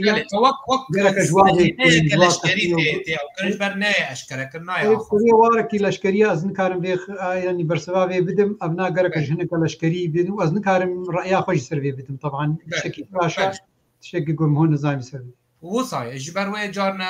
carna hinek tiş dema nehêne newin aşkere kirin دی هر کس گوتنه بيجي مجي خاص از وی زانیاری وکه آخافتن ببیجن جبو هن کس جی ببرامن دبا کوچێکی وزار گەرەکەم هەو بزان بێ ینی گەرەکەم هەو بزان بێ ئین و مڵەتێ سیویل گەل لە بجارات دنی مەسەرەن نومینازێ بێنم ینی ناوەختێ گۆشۆرەشا سووری هاتەکردن ساڵا 2011 ما عالمێ گۆ دەرکەتە چوارکەوە تما مامانە سیویل بوو پێشا دی ڕێجیما بەشار ئەسەد سەکنی بمبا و قمبلە و ئەو ناداوێتنەوە حمە سیویل بوو دەرکردنە سەر ساحێما لەشکر بوون قەی سیویل بوون لەبێ دێژکە وەکە سیویل دچێ بانداوە لەشکرت سەکنێت بەس گەرەکە قەسەدێ ڕێل بەرەوا بگرێ بێ نەحەوجێ ئە سیویل تێنە کوشتن گەرەکە ڕێل بەرەوا بێگرتن ینی گەرەکە ڕێ نەدێوانە جێ مخابنیە طبعا بەس مێزێنێ مڵەتێ کورد هەرتمژگە خۆپاراستێ چ دریا سیویل دەبێ چ دریا لەشکری دەبێ ینی گەر هەرێمەک ji bo rojhilatê Bakurê Rojhilata Sûriyê hatibû pejirandin wek bibe beşekî ji Sûriyeke nanavendî wê çarenivîsa Efrînê Serêkaniyê girê spî wê çawa be wê weka Kerkûkê bê di baweriya te da na ez bahor nakim kes lazima vê giftugoyê bike û vê peymaneke halo bê emzakirin bê هەبوونا ئەفرینێ و سەرێکانیە و گرێ سپی فدرالیە کوردیدا کەسێک گۆبریکسیانی خیانەتێ مڵەتێمە کوردی ئەفرین ئاسڵان خیانەتێ برۆژاوای کوردستانی تمامی قسووری مەگرە خیانەت ناشتەغالیکی خۆشە لێ شاشبوونەکە سیاسی گەلێکی مۆزنە di pêşa roja ینی ڕۆژاوای کوردستانیدا گەرەکە نەیەکردن ینی ئەبەدەن خۆز بێژم مەسەن سیویل وەختێ گوتچین شەرژگێ گەرەکە نەحەجن نەحوجێ بێنابێ قەسەد ئیرۆ قەوەتەکە هێزە و کافیە گۆکارێت پێشیا با ملیشیاتی های مرتەزەقای تورکی دەبسەکنی ئیرۆ ئەو ینی سیاسەتمەدارێ ڕۆژاوای کوردستانی و هێزا کورد ئیرۆ خورتبوونەکەوێ هەیە وەختێ گۆ تێکیلیا حکوومەتە سووری رە بکەن عین ولۆ بێژن بێ هەبوونا ئەفرینێ و سەرێکانیە ئەو فلانی ها ئەو ئەمزەها نایە سەرڕاستکردن حتا ئەو ناتێ دەبیانی پارچیە کوردستانی یەکە چێ نابێ دووەرێ سەر عادی جەزیرێت ئەمزە بکێ و ئەفرین وێدێت بهێ بندستە و میلیسیاتێ مرتەزەقە تعداریەت گهنە مڵەتی ئەفرینیەوانە ئەسڵەن کوردێمەی لە ئەفرینێ کورد بوون بهتر یە جەزیرێ یێمە نیوێ گەلک عەرەب نامەدە هەبوون لەوێدێ سەرێ سەدی 95 کورد بوون ینی کوردستانە پاقش یا ڕۆژاوای کوردستانی یا بێتر زەلال یا ئەفرینێ بوو بەێ برێز لێکولار و سیاسەتوانێ کوردستانی محمود عباس ئەم گیهان داویە vê hevpevînê peyvekte dawî em hez dikin ji te guhdar bikin fermin سپاس دکم ez dirêj nakim bes ez ê weke bangekê ji tevgerameyî siyasî hizbî Kurdî re ez hêvî dikim di vê rojê de gelekî ji wetê xwestin got sazî nişandina Kurdî bi navê miletê Kurd bêne amadekirin ne şerta yekîtî bê şandina akademî yê siyasî bê şandina ji bonî piştgirêka leşkerî yek ji bona piştgirêka pêşa roja rojavayî ya aborî ev şandê habêne avadekirin ji bonî giftugoyê di hikûmeta Sûrî werê de bêkirin û ji bonî xwe bidin xuyakirin giranbûna xwelcem Amerîka Ewropa giranbûneka bi navê miletê Kurd din xuyakirin ev banga minî sereke ji va hêza me Kurd û ji miletê Kurd ez hêvî dikim got fişara xwe ser hêza Kurd zêde bikin da bigine vê armancê vê biryarî belê mamosta nêtxweşiyê de silav û rêj hemû kesê got me guhdar kirin û ezanim min gelekî dirêj kir û adeten ez weke eslûbê meelma ez gelekî bêhtir gelekî dikevima dîtêla de belê mamosta gelek têbiniye û pir tişte hatin lê dem birastî dem ne gelekî nelgor em dixwazin dem Kurd te hemadûrî heft xulek ma ji me re ji ber wê jî em lêborînê dixwazin ji kesên ku me nikarîbû pirsin wan bixwanda û derfet nebû ku pirsin wan bata bersivdan temaşevan hêja em gihane dawiya vê hevpeyvînê heta hevpeyvînek din xelekek din mîvanekî din bimînin xêr û xweşiyê de şev baş.